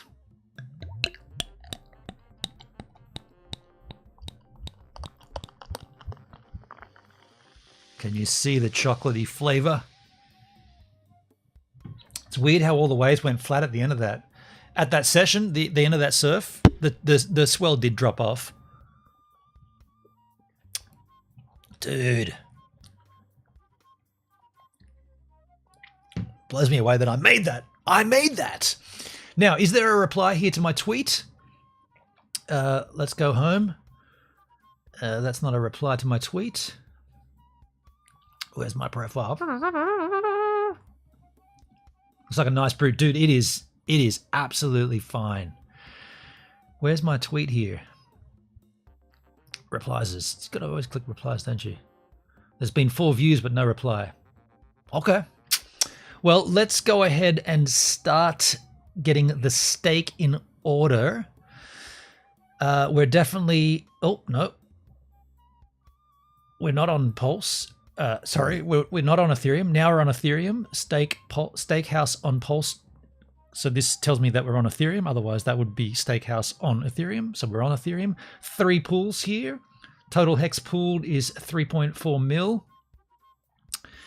Hex price right now is less than a penny at 2.03423 skis. Okay, let's look, $11,000 total value locked in the pools. Let's connect my wallet. MetaMask machine. Connect it. So let's go and start a pool. I wish I could join that one, but it's not going to happen. Oh, wait, by the way, hang on. So my maturity date is going to be 4th of March 2036. So I need to work out how many... I'll just go to ChatGPT. How many days are there until 4th March 2036?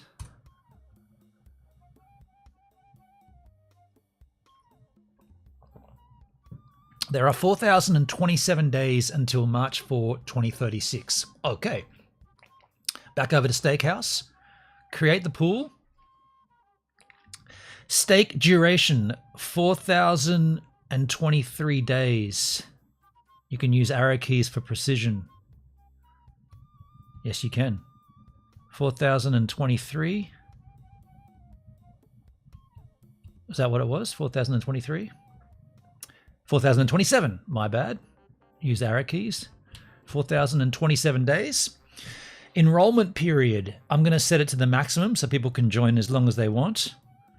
So that's 30 days, I guess. I'm going to create the pool here. I'm not going to set a creator fee. I do not want to earn any fee off this. I just want to be a part of it with everybody else. The reason I'm not doing 5555 is because my pool... Actually, you know what? I'm going to do this quickly. I'm going to go to Hex Scout, and I'm going to just do this off scene. I'm going to try a new stake. Sorry, they've got a stake calculator here. So on Hex Scout, let's calculate your stake and check out how much. I'm just doing this because I want to show you that 5555 and somewhere below it gives you the same result. So go to stake calculator. I want to stake PHEX. I want to stake EHEX. How much have I got here? I think I got about 8,000 approx. 8,604. 8,604. for, what was it again? 4,027 days. Oops. 4,027. Can I just type that in there? 4027. Yep. That's 11 years. I want to do it native.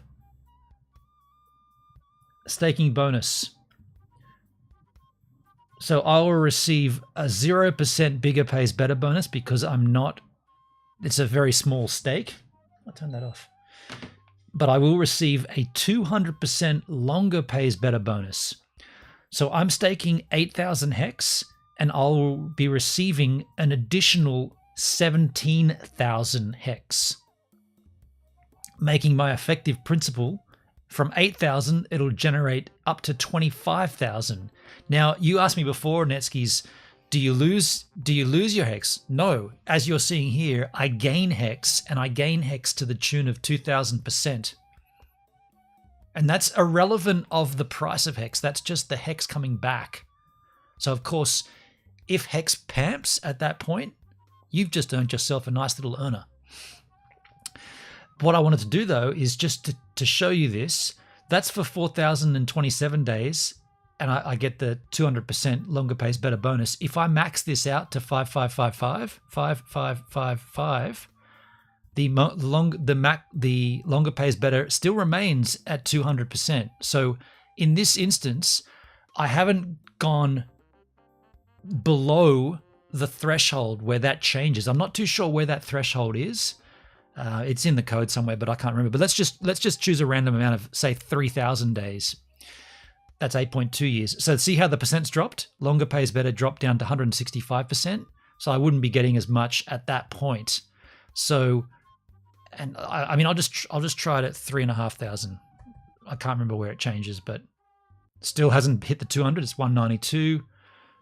So 3,500. Let's go 3,800 days. There it is, 200%. So I think it's about 10 years is where it actually, where the longer pays better kicks in. So I am good to create my stake for 4,027 days. That's 11 years. That'll bring it out on the 4th of March, 2036, which is my maturity date for all of my HEX stakes.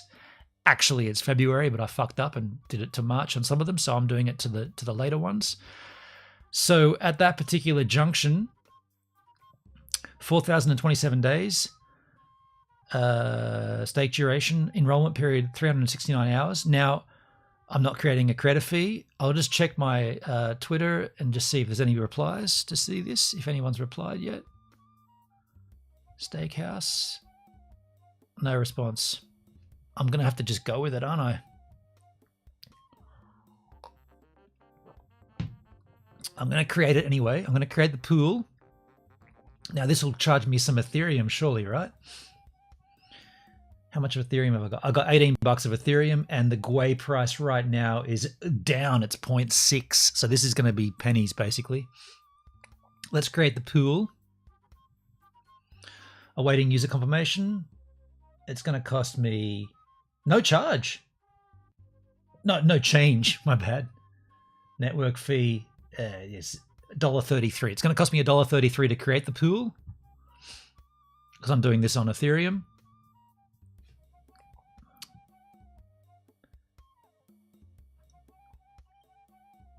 Transaction is happening.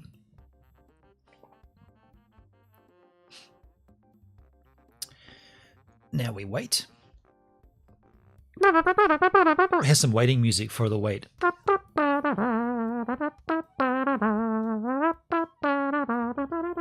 Transaction complete. Okay, so close that, and let's go back to the pools. Here, where is the pool? Here's the pool. Here is the pool. I created this. There's 15 hours, 15 days. What? 15 hours. 8 hours? 15 days. Right. So let's add some hex to this pool. My hex balance is 8,604. Let's go the max. That is $29 worth of hex. Let's add that to the pool. That's going to cost me your account request. You're giving someone else permission to spend this amount on your account. Yes, I confirm that.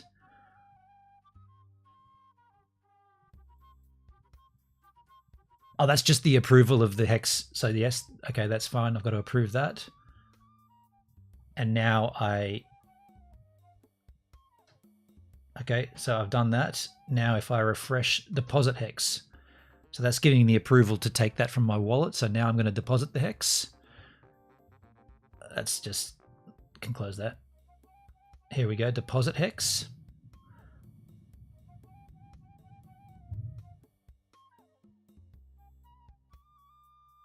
Depositing. Your transaction is complete. Uh-oh. Depositing still on a spin cycle there. View the transaction. Oh wait, spending cap request. Get that off there. Confirm that. Oh shit, I had 2 transactions going at the same time. That might have been my bad. Shit.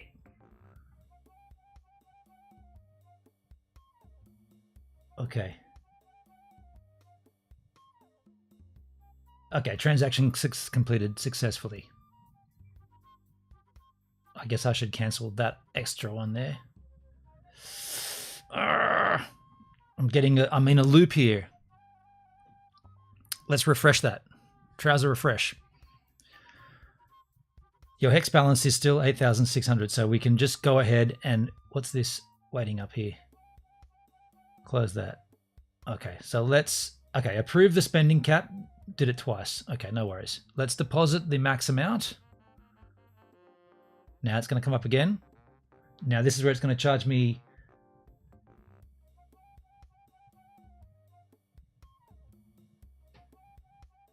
request from there. It's going to cost 36 cents. Swish. Estimated charges, 36 cents. You send that Ethereum, that hex. Yep. Yep, it's happening. Transaction submitted. Yo, Jude Jitsu, how you doing, man? It is Jude. That has been done. And there it is. The hex amount is in the pool. 8,604 hex is in the order. At this particular juncture, I will not receive a single T-share. You'll be getting just over half a T-share until other Yahoos join that pool. So, as the creator, the thing I hate about crypto is the gas charges. Well, that's why we're doing this today, because right now Ethereum GWEI is like super, super low, man. It's 0.7 GWEI right now. Like I've seen like 100 GWEI. You know, that transaction would be like $60 to do, but right now it cost me 30 cents. That's Ethereum. 30 cents to do that send transaction. I see there's no problem doing that at all. But where is this Twitter? I thought I received a link to share this out on the tweet machine. Let's Trouser refresh that.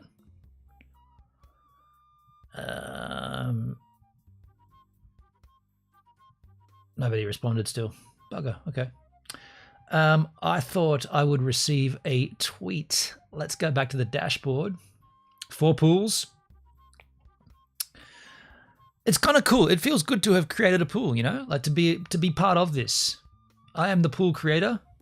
I didn't charge a fee. Look at the total hex value, $29 versus 11,000. Anybody could join it though. Anybody could join that pool. My pools. Pool number 4. Can we tweet this out? Where is my tweet? Didn't it say Stakehouse would tweet it out as well? Didn't it say Stakehouse would tweet it out?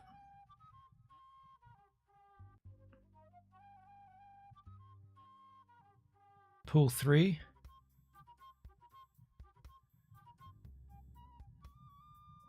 I moved a little Bitcoin last night, cost $9 for a tiny amount. Dang, dude. Ouchie mama.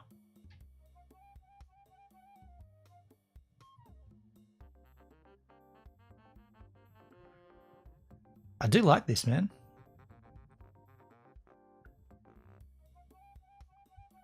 Now, you might say, you kind of...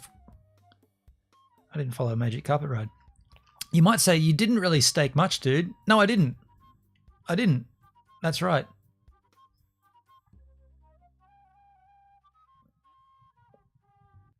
I staked what I had left, which was where are my tokens here? Which was about 8,000 hex. Yeah, now I have no hex. I'm happy with that.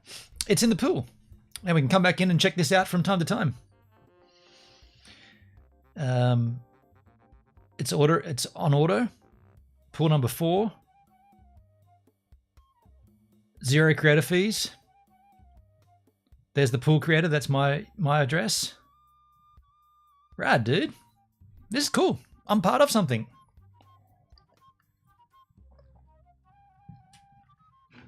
What is p-hex compared to normal hex? What is the price? Is that what you're asking? Or what is it? The p-hex price is performing worse. P meaning pool. Oh, shit, no, dude. No. p-hex is p-hex. Okay, it's super confusing. When hex was created, it was called hex, and it was on Ethereum. When Richard Hart forked Ethereum and created Pulse chain, he said that the forked version is known as hex, and the original version will be known as hex on Ethereum, or what people call EHEX. So p-hex is the incorrect way of referring to hex on Pulse chain. I think that's, again, a bunch of stuff Richard does is just baffling and lame. I think it's so much easier just to call them p-hex and e-hex. There is zero confusion if you say e-hex. Obviously, that's Ethereum hex. And if you say p-hex, that's Pulse hex. There is no room for confusion. But if you start saying one's called hex and it's the new one, and everybody who's been here from the start called the other one hex, and you're saying, no, it's now that hex, then you're fucking confusing people. Sometimes it's really strange what he does, because like he talks about don't be a dum-dum, yet he does dumb things. Like that is a dumb move. Just make it the simplest, right? Humans take the path of least resistance. So just make it super simple. E-hex, Ethereum hex, P-hex, Pulse hex. Doesn't get any easier than that. I don't want to be the guy to tell Richard Hart what to do, but Richard Hart, you did that wrong. Look at me watching the MCR website, hoping that I see a change. I'm just watching. It's not going to. What's the buffet and bistro? What's the buffet? The Magic Carpet Ride buffet is an ultimate culinary destination for the MCR token holder. Savor the delicious rewards from our DeFi establishment, Steakhouse, Bistro, and Barista. Oh, this is like liquidity providing, right? To be completely honest, I don't really want to get involved in. I don't want to get involved in that stuff. No shade, but I don't want to get involved. Let's go back to the dashboard here. Wait. Steakhouse dashboard. Should we swap out and have a look at the pools on Pulse? There are still 6, so arguably not a lot of interaction on this. How come this one's got 0 on it again? Is this because it's got a creator fee? Yeah, see, if you put a creator fee in there, people just don't add to it. I'm stoked that I did mine without a creator fee. I'm pretty happy I chose that.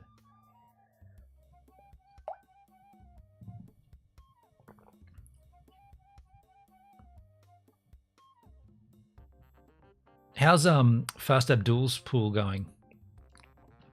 It's still ordering. You got 2 days left of ordering. They're going to get 3.5 T-shares. That's sick.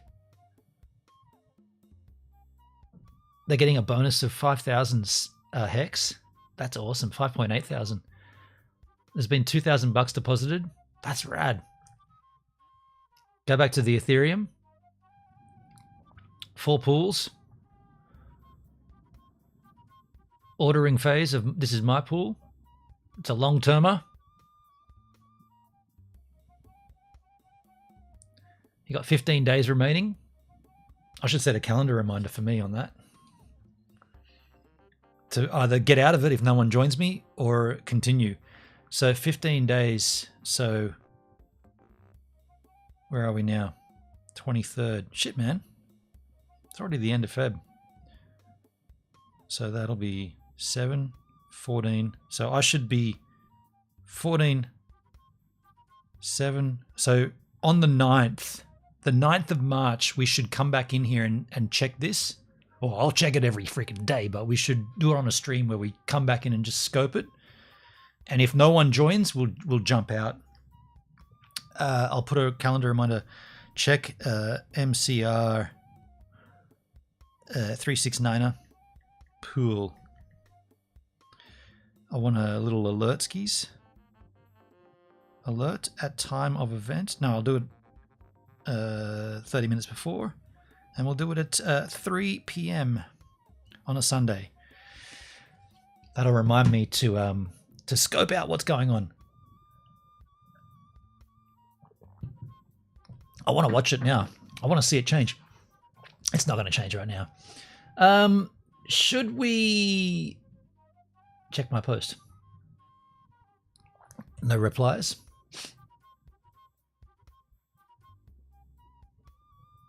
Nine views, but no replies. Shit.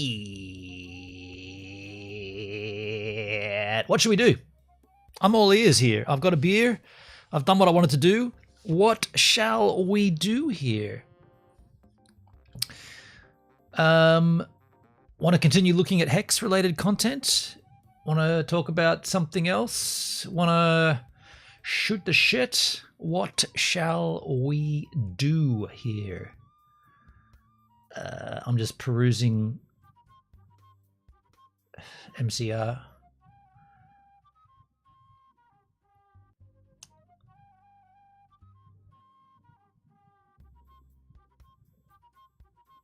I'm all ears. How about that?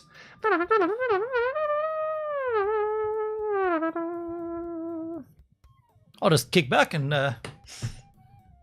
you know.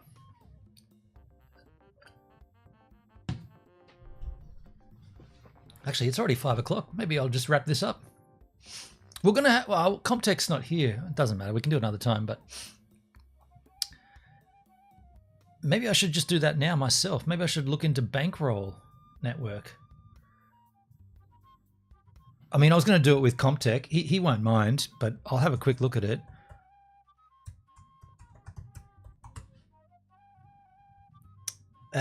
Let's go over to Bankroll. Bankroll. We used to use this. It's been a while. Bankroll Tron, I guess I should search for. Bankroll.network. Yeah. That's right. I'm in one of these pools. I don't know which one I'm in. I think it was Flow. No, Stronghold. Wants me to connect my wallet, of course.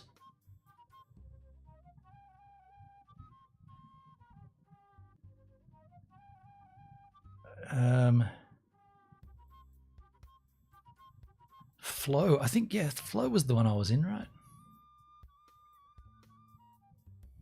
Don't remember, dudes.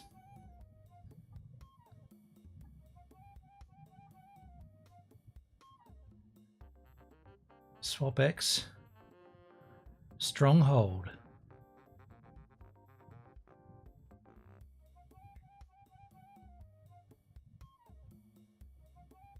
Wallet loading. Can I just join my... Where's my Tron wallet? Connect. Does that cost me a TRX to connect it? Nah.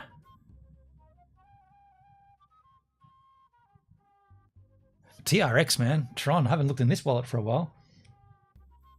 I've got 159 TRX that are staked.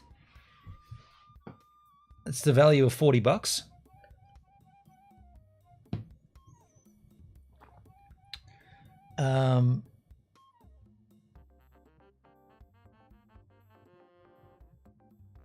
Okay, that's Stronghold. I think we're in that.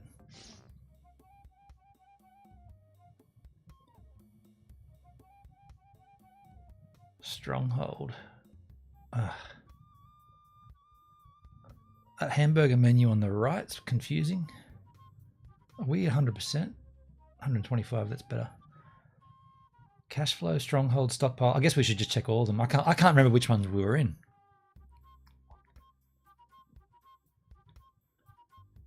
Not that one.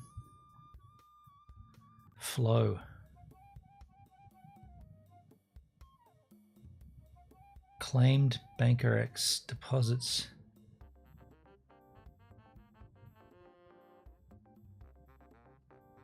I don't remember what to do with this shit.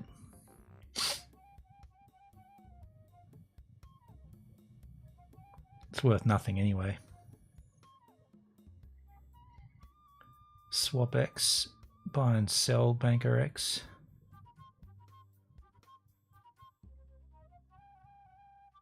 That's their little in-app swap. Stronghold, stockpile. Didn't I do this one? Apparently not. You know what? I don't even... I'll wait for Comtech to look at this, but while we're here, why don't we take a look at...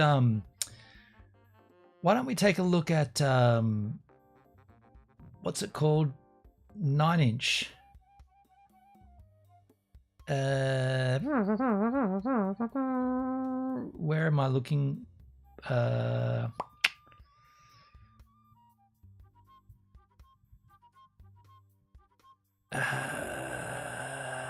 What am I looking for?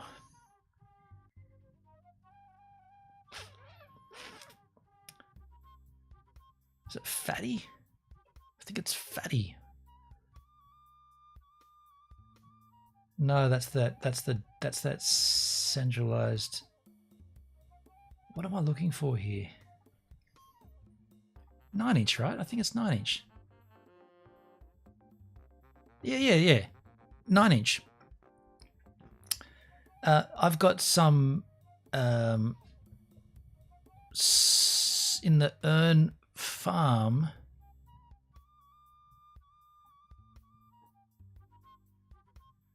I've got going on here. Don't I have something in one of these?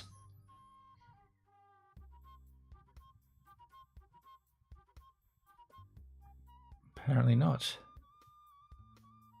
Farms. Staked only. I thought I had some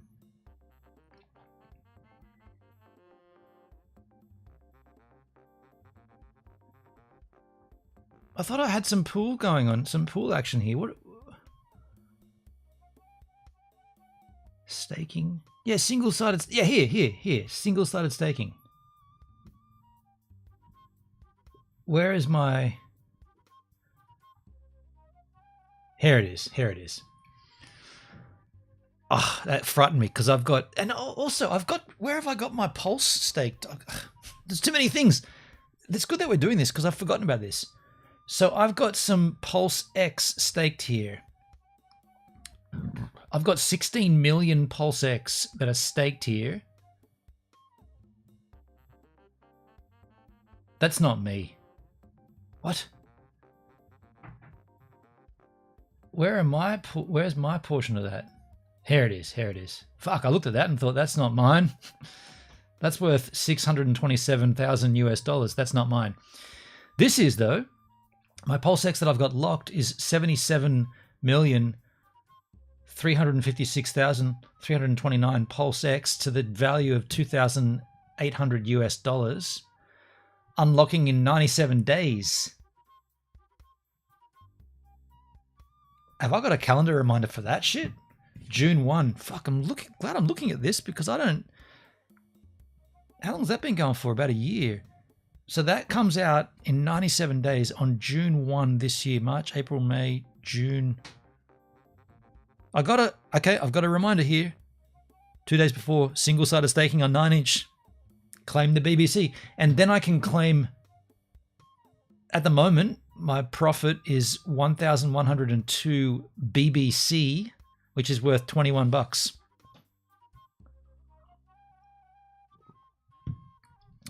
BBC, not what you think it is. BBC is basic big bonus coin, currently trading at 3 cents. So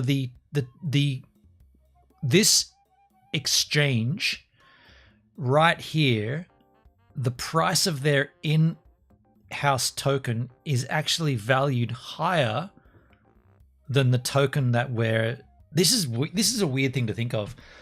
The reward token that you get for staking the initial token, in this case PulseX, the reward token is worth more than the staked token. I've staked PulseX.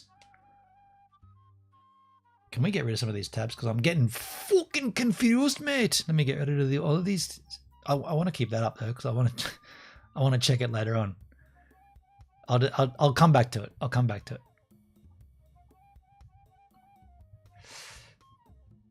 Seems pennies and dimes for all the work. Well, so here's the thing. Okay, so interesting question or interesting point. I could leave the 17 million PulseX that I had bought. I could leave it in my wallet, right? I could just leave it there, let it sit there and hope for the price to go up. Or I could stake it here, and staking it here earns me this BBC token. Now, the point I was making is this BBC token is actually worth more than the PulseX is worth in terms of dollar value per token. So I'm going to receive something to the tune of whatever it was, however many, I can't remember where it was, how many it was, but anyway, and that's worth 3 cents per token just by leaving it right there. Where was it? BBC pools.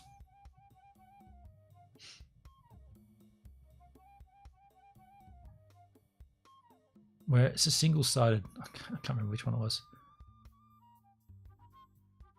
Yeah, here. So 1,000 of those for doing nothing, for basically just locking it there. I'm earning 21x yield boost locked for 52 weeks. So it's about, that's 21 bucks. Hey Siri, what's 21 US dollars in Australian dollars? 21 US dollars is $33.02. 33 bucks. I mean, what's the problem there? It's 30 bucks for free. That's 30 bucks for free. And that's based upon the price of PulseX being pretty lousy. What if PulseX ran up? Now, where is my single-sided pulse staking? Where did that happen? I'm going to have to remember that. Let me just do a little searchy search here.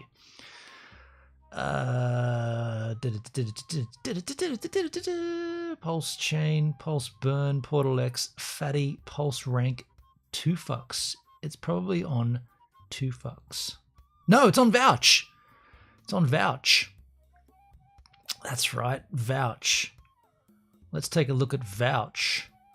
Vouch is done by the guys behind the DeFi Down Under Australian streamers. Liquid staking on Pulse Chain. So we looked at this on stream and I ended up staking my pulse, which is about 17 million pulse. Let's go to the user app. Here is another interface where we have pulse. Here it is, 64 million pulse. We're connected here, and that's pulse chain. So we have our pulse staked here, and I am earning VPulse. If I go to unstake, you will see how much VPulse I will receive. 64,779,623. And if you go back to the pulse amount, that is more than the pulse. So when I return, when I unstake, these are almost 1 for 1 from what I remember. VPulse is 1 to 1 with pulse. So what I'm saying is when I unstake this amount, that'll dump back into pulse and that'll give me more pulse than what I started with. But by the way, that balance there, sorry, that's, have I got pulse left over in my wallet? 24th. Okay, I left some pulse there. That's unfortunate that that's still sitting there. But anyway, my point is I would have staked in about 67,000 approximately. You will receive here's the exchange rate, 1 to 1.03. I like it.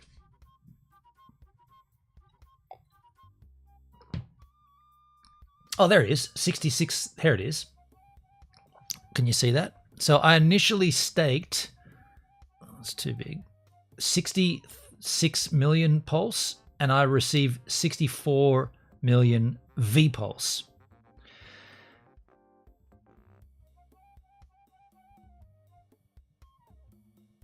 Maximum 64 VPulse. You will receive 66.7 pulse. 66.73. Basically, you're getting the same back. If I unstake right now, my VPulse, the maximum amount, 64,779,623, I will receive back 66,737,394. When I staked it, 66,737,394, I'll be receiving the exact amount of pulse back. So hang on, where's the APR then?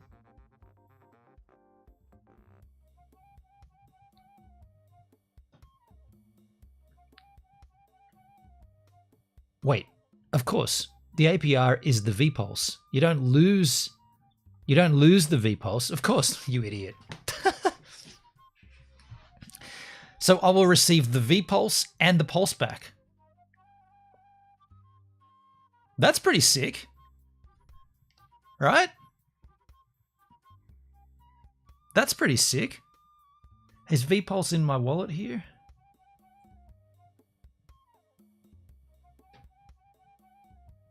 Yeah, here.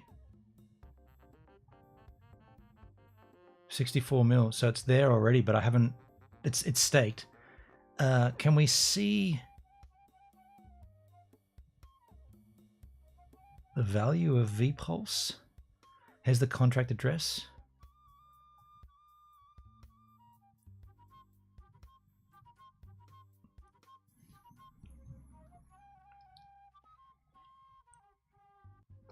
Vouch staked pulse.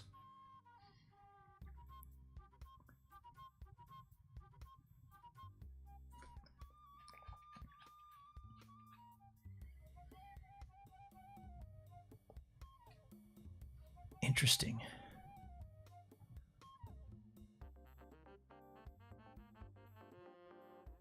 Vouch.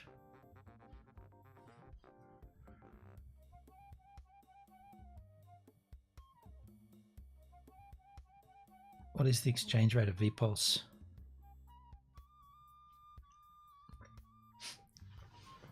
Liquid staking token, LSTs, are a type of token that represents staked assets. They're issued by the Vouch protocol and can be used for trading, borrowing, or lending. A user stakes a native token using the staking contract. They receive a certain amount of VPulse based on the amount of native tokens staked at the current exchange rate for the VPulse. The exchange rate for the VPulse is determined by supply and demand and can fluctuate over time. As the staking rewards for the native token accumulate, the exchange rate for the VPulse will increase. The amount of native tokens that can be redeemed will also increase. What's VPulse used for? Liquid staking tokens can be used for a variety of purposes, including earning staking rewards. They allow users to earn rewards based on their tokens without having to lock them up. This means users can still use their tokens in DeFi protocols such as lending and borrowing while still earning rewards. Liquidity, LSTs can be used to provide liquidity to DeFi protocols. Collateral, they can be used as collateral for loans, staking derivatives, blah, blah, blah. Overall, LSTs offer a number of benefits for users. They allow users to earn staking rewards on their tokens without having to lock them, providing more flexibility. They can provide blah, blah, blah, blah, bling, bong. 2 ways to get. You can stake your tokens through interacting with the vouch staking contract.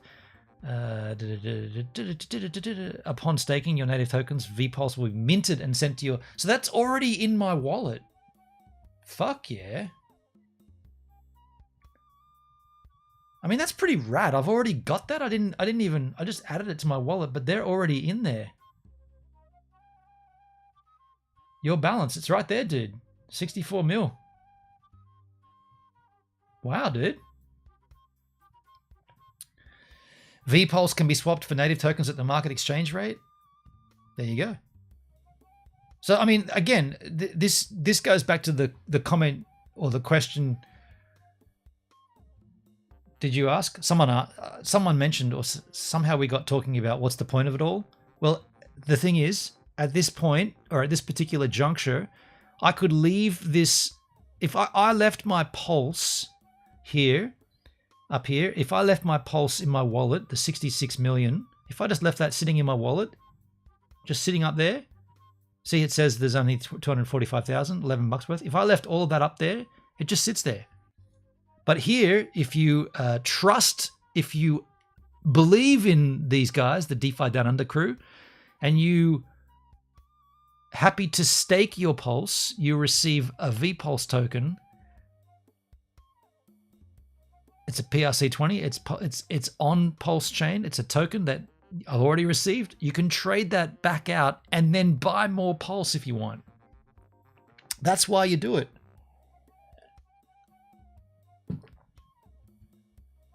Now, there's no lockup time. This just goes on and on and on. So at this point,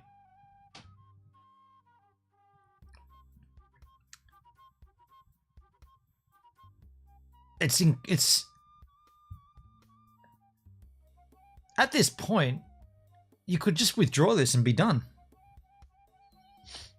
You got to wait 5 days for the withdrawal to be available to the function. Oh shit. Any VPulse holder is a valid user and can do a network call to redeem the VPulse. The pulse will be transferred to the user instantly. Yep. If there doesn't know, the voters will select the batch of valid. Yeah.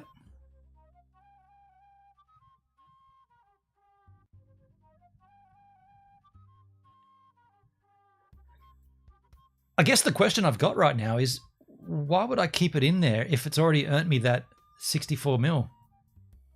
If that's already earned me that,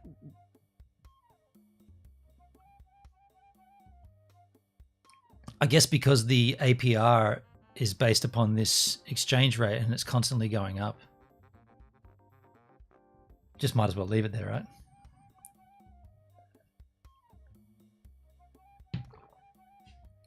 Interesting. Very interesting. On these pools, are there any Pulse stake single-sided, or is it just Pulse X?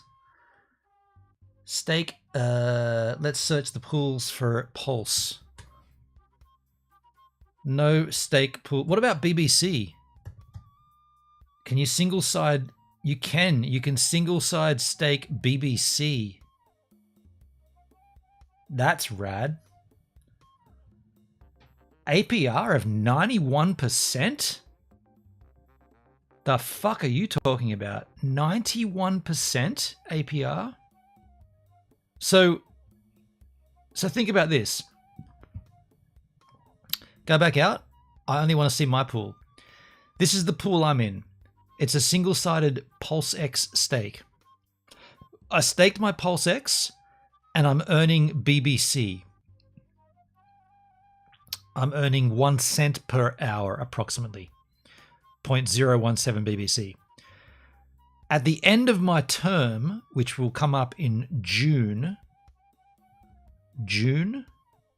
in 97 days, on June 1, I will receive this amount of BBC. Well, actually, it'll be more than that, but as it stands right now, it's 1,102 BBC. So at that point, I can withdraw my BBC and my PulseX back to my wallet and have this BBC. And then I can go over to these pools, go into this one, stake BBC. I can deposit my 1,100, or probably by that stage 1,300 BBC, and earn 91% APR. 91% by locking it.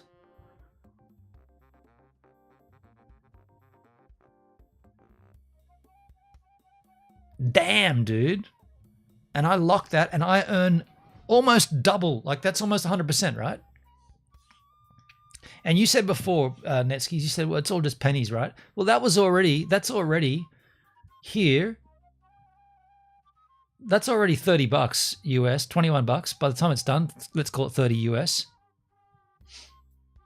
That's a no-brainer. Yeah. And that BBC token has only been generated because I bought Pulse X, when it's been super low in value. So Pulse X and Pulse are at an all-time low right now. And it could be the right time to dip in and buy some, you know, like, and then do all this. That's the way I see it anyway.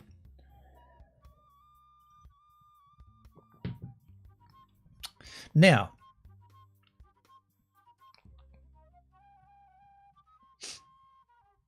have there been any changes to the MCR? Has anybody joined my pool? Who's going swimming? Stakehouse on Ethereum, 4 pools. No one's jumped in my pool yet. Nah. No one's jumped in there. Come on, boys. Let's go swimming. Let's all go swimming. Let's go swimming, bro. The water's perfect, bro. Get your togs on and let's go for a swim. Join this pool, promote friends, family, and the community. Join with you. Bigger pays better, so it's your interest to promote the pool. Before joining, check the creator fee, as there may be other pools. Full details here. Let's get in the pool, bro. Let's all have a swim. I want to go swimming, bro. I want to get wet. I want to be in the water with you, bro. I want to tweet this out, bro.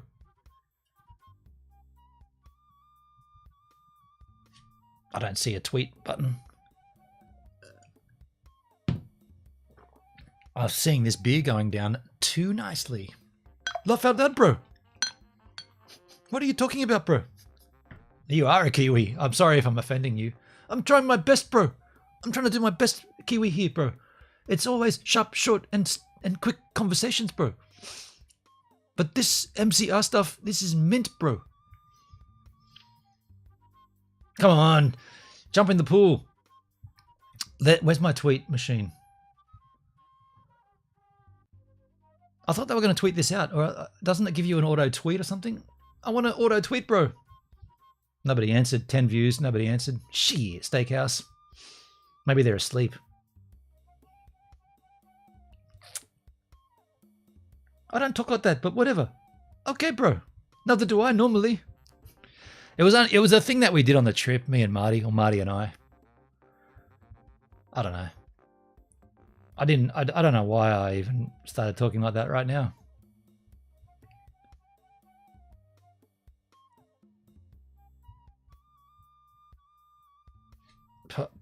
Pulse Steakhouse.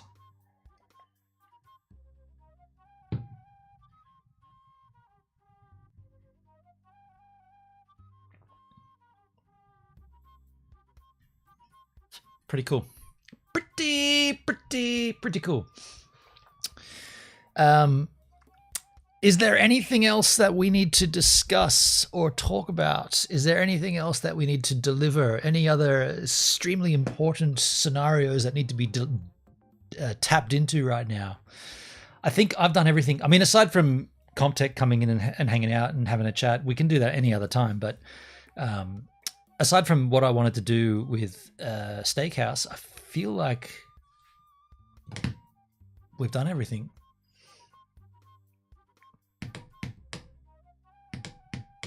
Yeah, I think we did everything we wanted to do. I know it's funny, but it's really only up north people talk like that.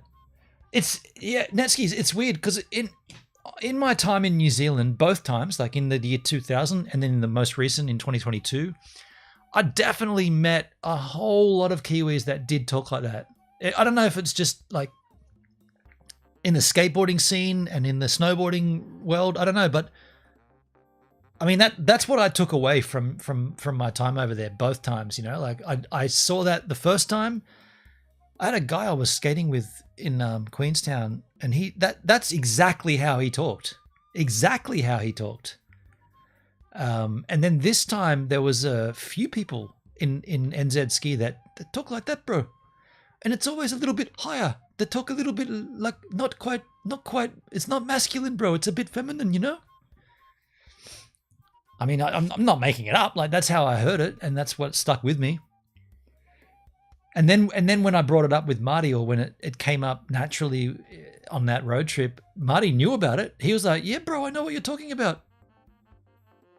That's likely in that scene. Okay, yeah, skateboarding and snowboarding. Yeah, and the word munt. It's munt, bro. It's been puking down all night, bro. It's munt up there. I was like, it's what up there? It's munt, bro. It's fully munt. What do you mean it's munt? Oh, you're saying it's mint. Oh, right. Yeah. Yeah, bro, get a pun. Get a pun and write this down, bro. Get a pun? Get a pun. I'll get you a pen. If you want to write something, you need a pen. If you want to stab something in your clothing, that's when you need a pun. Or a very witty, humorous anecdote, that can also be a pun. No, bro, get a pun and write these numbers down. I'll give you a call. We'll go skating together, bro. It'll be fully sick, bro. And I'm doing it with love because, I enjoyed hearing that conversation. I enjoyed that talk. It's not me trying to culturally misappropriate the Kiwi dialect, bro. It's me honoring that, bro, as best as I can. And when Marty did it, well, oh man, this was awesome. When Marty said, "Do it on Kick," are you on Kick? Jump in on Kick and go and look at the store. And when Marty says, "No," he does a great one. He's like, I said, "Are you okay?" Something about, "Are you all right? Are you scared, bro?" And he says, "No." It's the greatest, man. When Marty Netskis, get off Beam and go log into Kick. I can do it. I don't even know what the command is. I know it's !shop, bro. Marty says it so perfectly. See the shop channel here? Okay, bro, I'll go to the shop, bro. It's probably one of the bottom ones. It's N. Okay, this is it. !NOEW. Check this out. Listen to this. NOEW. Are you feeling frightened? No. No. Are you feeling frightened? No. Marty did it so good. No. Are you feeling frightened? No. No. No. There it is again. Are you feeling frightened? No. No. No. So subtle, but when he did that, I was like, that is perfect. That's exactly how someone would say it. No. That's been great. Speaking of Marty, coming up on the YouTube channel, there are the next vlog that I upload is the one where we had the big argument. And the one after that is the one where Marty leaves, or he's left at that point. So we're coming up. I don't know if you're Netskis. I don't even know if you watch my YouTube channel, but I've been slowly uploading the daily content from the road trip, from the live streams. So it's like a summarized version of what happened on the live, the good and the bad, and it's coming up to the bad when we argued. Thankfully, there's no arguing on the daily content, but if you want to go and watch it all, it's not all of it, but a lot of it went live to the internet, so I don't know why you'd watch that. I saw all of it live. Yeah, so in a sense it's good for you because then you can go back and watch what I was actually feeling. Or it's not all about me, but well, it has to be because Marty wasn't there. So it's only me talking about it, whereas the live stream was both of us fighting and arguing, whereas these daily vlogs, just the way it's moved, it's now my response to that. So there's a bit of an insight there, I suppose, a bit of a learn. Yeah, and that's just intriguing. And then the trip gets better. Like, it's kind of weird to say, but I look at that journey now and I think Marty leaving was the wrong thing for him to do for two reasons. It didn't help our situation. Like, we didn't resolve anything. So it's like going to sleep while an argument is still fully lit. And also, he missed out on a fucking lot of good shit, like real good shit. And because I've been editing these daily videos together, I'm like, Marty would have loved this. Like, some of the stuff that I saw after, post Alice, post going north from Alice, he would have loved it, man. After that was way better. Yeah, it's weird. Like, I kind of agree with you, but I also don't agree. Like, it's weird. Like, they're two very distinct moments in the content. Like, the content leading up to the departure it's almost like a different trip for me. It's almost like a different mission. And then from Alice, things became, I mean, I saw some incredible frogs. Like, you are about to see frogs up the wazoo, like insane, beautiful tree frogs and the red desert frog and just some cane toads and none of that stuff.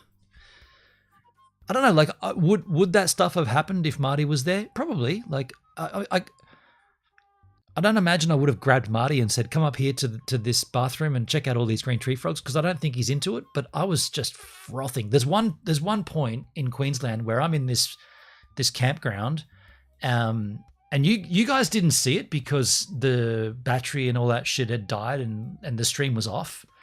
But I discovered in a campground, I just went up to take a whiz in a bathroom, and there was green tree frogs everywhere. Like, all over the walls, and I was picking them up. I actually scooped one out of a toilet, and it was so sick, man. And I stayed up there for like 40 minutes just hanging out with these frogs, and I just can't imagine.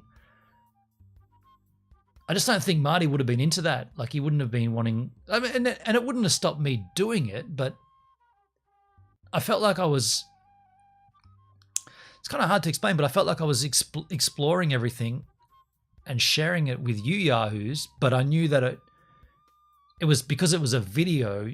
It wasn't instant. It wasn't the instant response that I would have got from a person if it was Marty. Like, we could bounce off each other.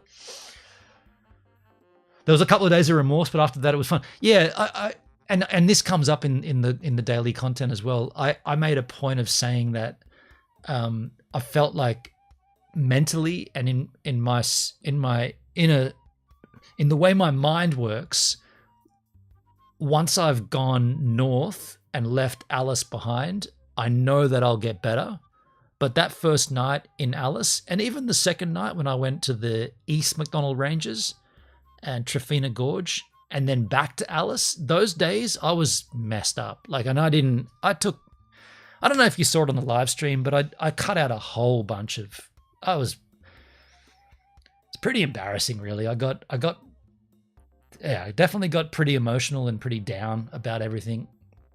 And then I got really, really angry. There was one time there when I was fucking furious because I felt like Marty had left me in a predicament and in a potentially a potentially unsafe environment. If ever on that trip I needed Marty with me, it was that one night at the what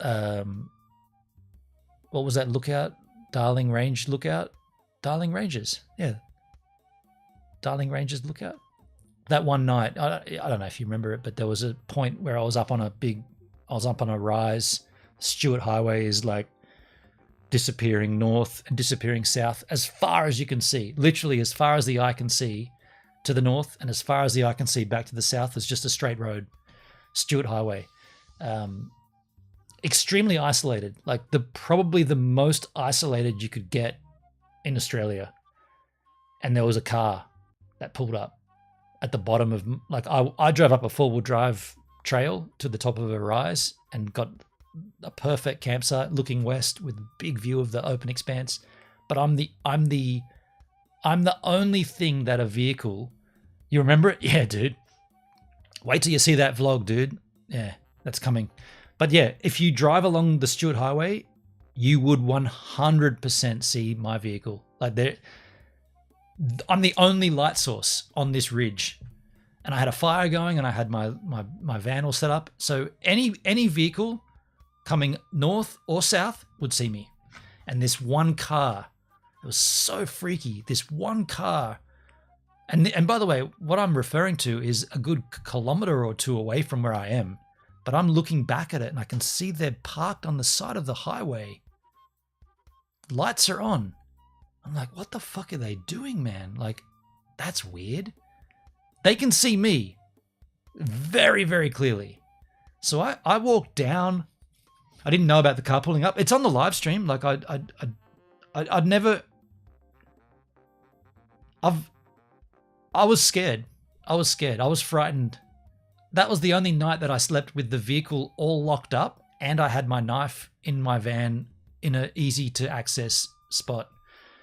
So I went down. I walked away from the vehicle from GoVan, and I walked down the ridge, and I used my iPhone, which is so sick in low light. You can take a photo virtually in darkness. So I took a photo of the highway because I forgot to say. The car stayed there for 30, 40 minutes.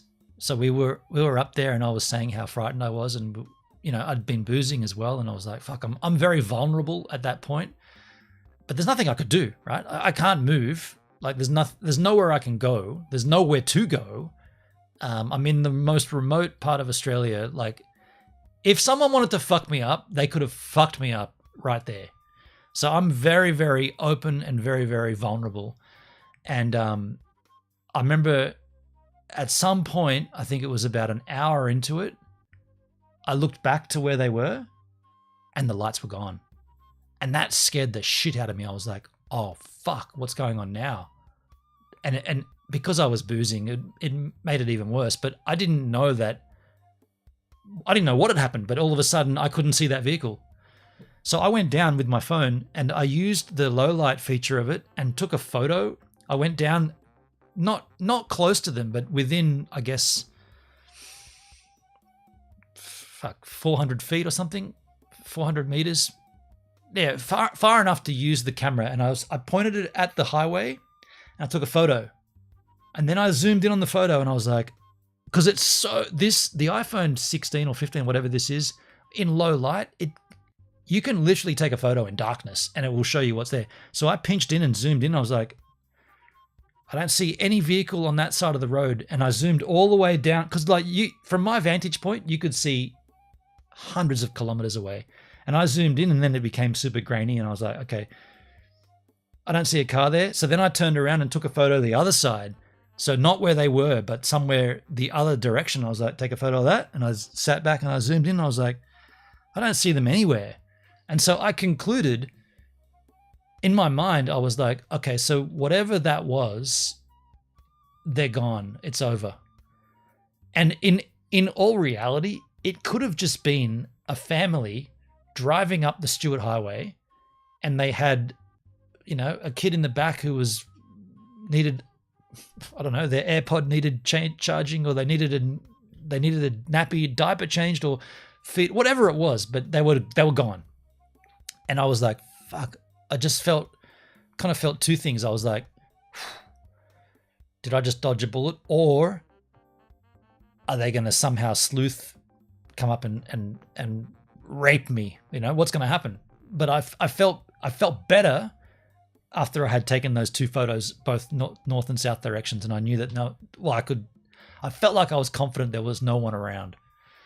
But that's what I'm saying. That's why I got super angry at one point about Marty leaving, because we both knew, and it was in I made a document that we both had, which I don't think Marty looked at once, but I made a PDF of our whole trip. And in the PDF, it very clearly says that this part of the trip is the most remote we're going to be.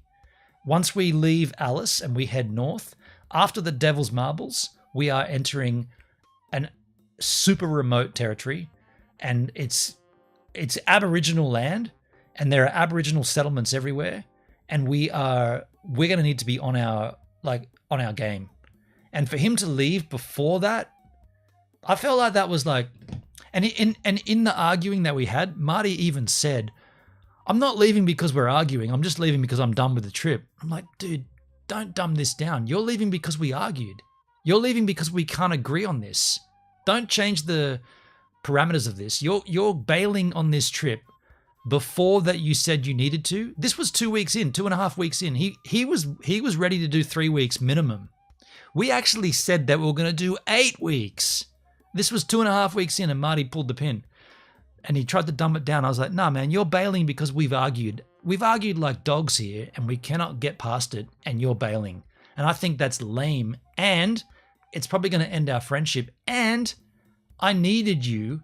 I didn't say that at the time, but in retrospect, I was like, I needed you for safety and for the driving as well. Like, these are long haul drives. The longest drive we did, like the longest day drives that we were doing, was coming up, and he's like, I'm gone. So yeah, I went through this weird period of like a lot of anger towards him. I'm good now, like I'm past all that, but that's coming on these daily vlogs because I documented it when it was happening. Pity he didn't have a shotgun. I felt reasonably safe with a big ass kitchen knife. I felt reasonably confident, reasonably safe. But yeah, not a position I wanted to put myself in knowingly, but just the way it all panned out. Yeah. It is what it is, and it happened, and you're getting to see it now. It's coming up on the channel. It's going to be interesting to watch. Keep an eye on my YouTube channel. You'll be seeing those uploads sporadic, or not sporadically, but the same time. It's always 8 a.m. I upload them, but I usually put up the main video and then I clip out portions of it and make short form videos that I then put up on Instagram and TikTok. And by the way, one of them's fucking pamping right now on TikTok. Check this out. I don't know if you use TikTok. Where is my machine of the talks? Yeah, dude, it's had 33,000 views. Just me swimming. This video is me swimming in every waterhole in Ormiston Gorge. It's had 33,000 views. That's crazy, dude. We'll do an interesting watch. Yeah, man. Yeah. And like I said, from here on in, it gets even better because I end up going, as you know, from the streams, I end up going to the coast and I catch up with my brother, his family. I catch up with H-Man. We do a great stream. I got content of that. I catch up with another mate, Andrew Tope, Haven't seen him in years. Old mate. I catch up with another Andrew Rudd, an old mate from school. All this gets documented and it's all coming. So yeah, and that transmorphs the whole stream angle, I guess. The content just transforms to like this East Coast. I go surfing, not that you see any of it, but I go surfing a lot. I surfed Moffat Beach twice. I surfed Byron Bay at Tallows with Rudd. And that's given me the impotence to go back up there with all my gear and actually do some streams and some surfing content and stuff. Yeah, been interesting, man. The H-Man stream and the gin make was, dude, that's, yeah, of course. Greenie and Susan at Lemon Tree Passage Distilling. That's the last stream, right? The last content is Lemon Tree Passage. Yeah, get up there to, that's not far from here, like North Port Stevens. Yeah. And so none of that would have happened if Marty, well, it might have. I don't know. How do you can't say it wouldn't have happened, but none of that was planned. Yeah, pretty cool how it all happened. Yeah, interesting how things Hey changed. guys, I hate to interrupt you, Nick. Hello there. But anywho, I'm gonna go to bed, and I'll see you guys tomorrow.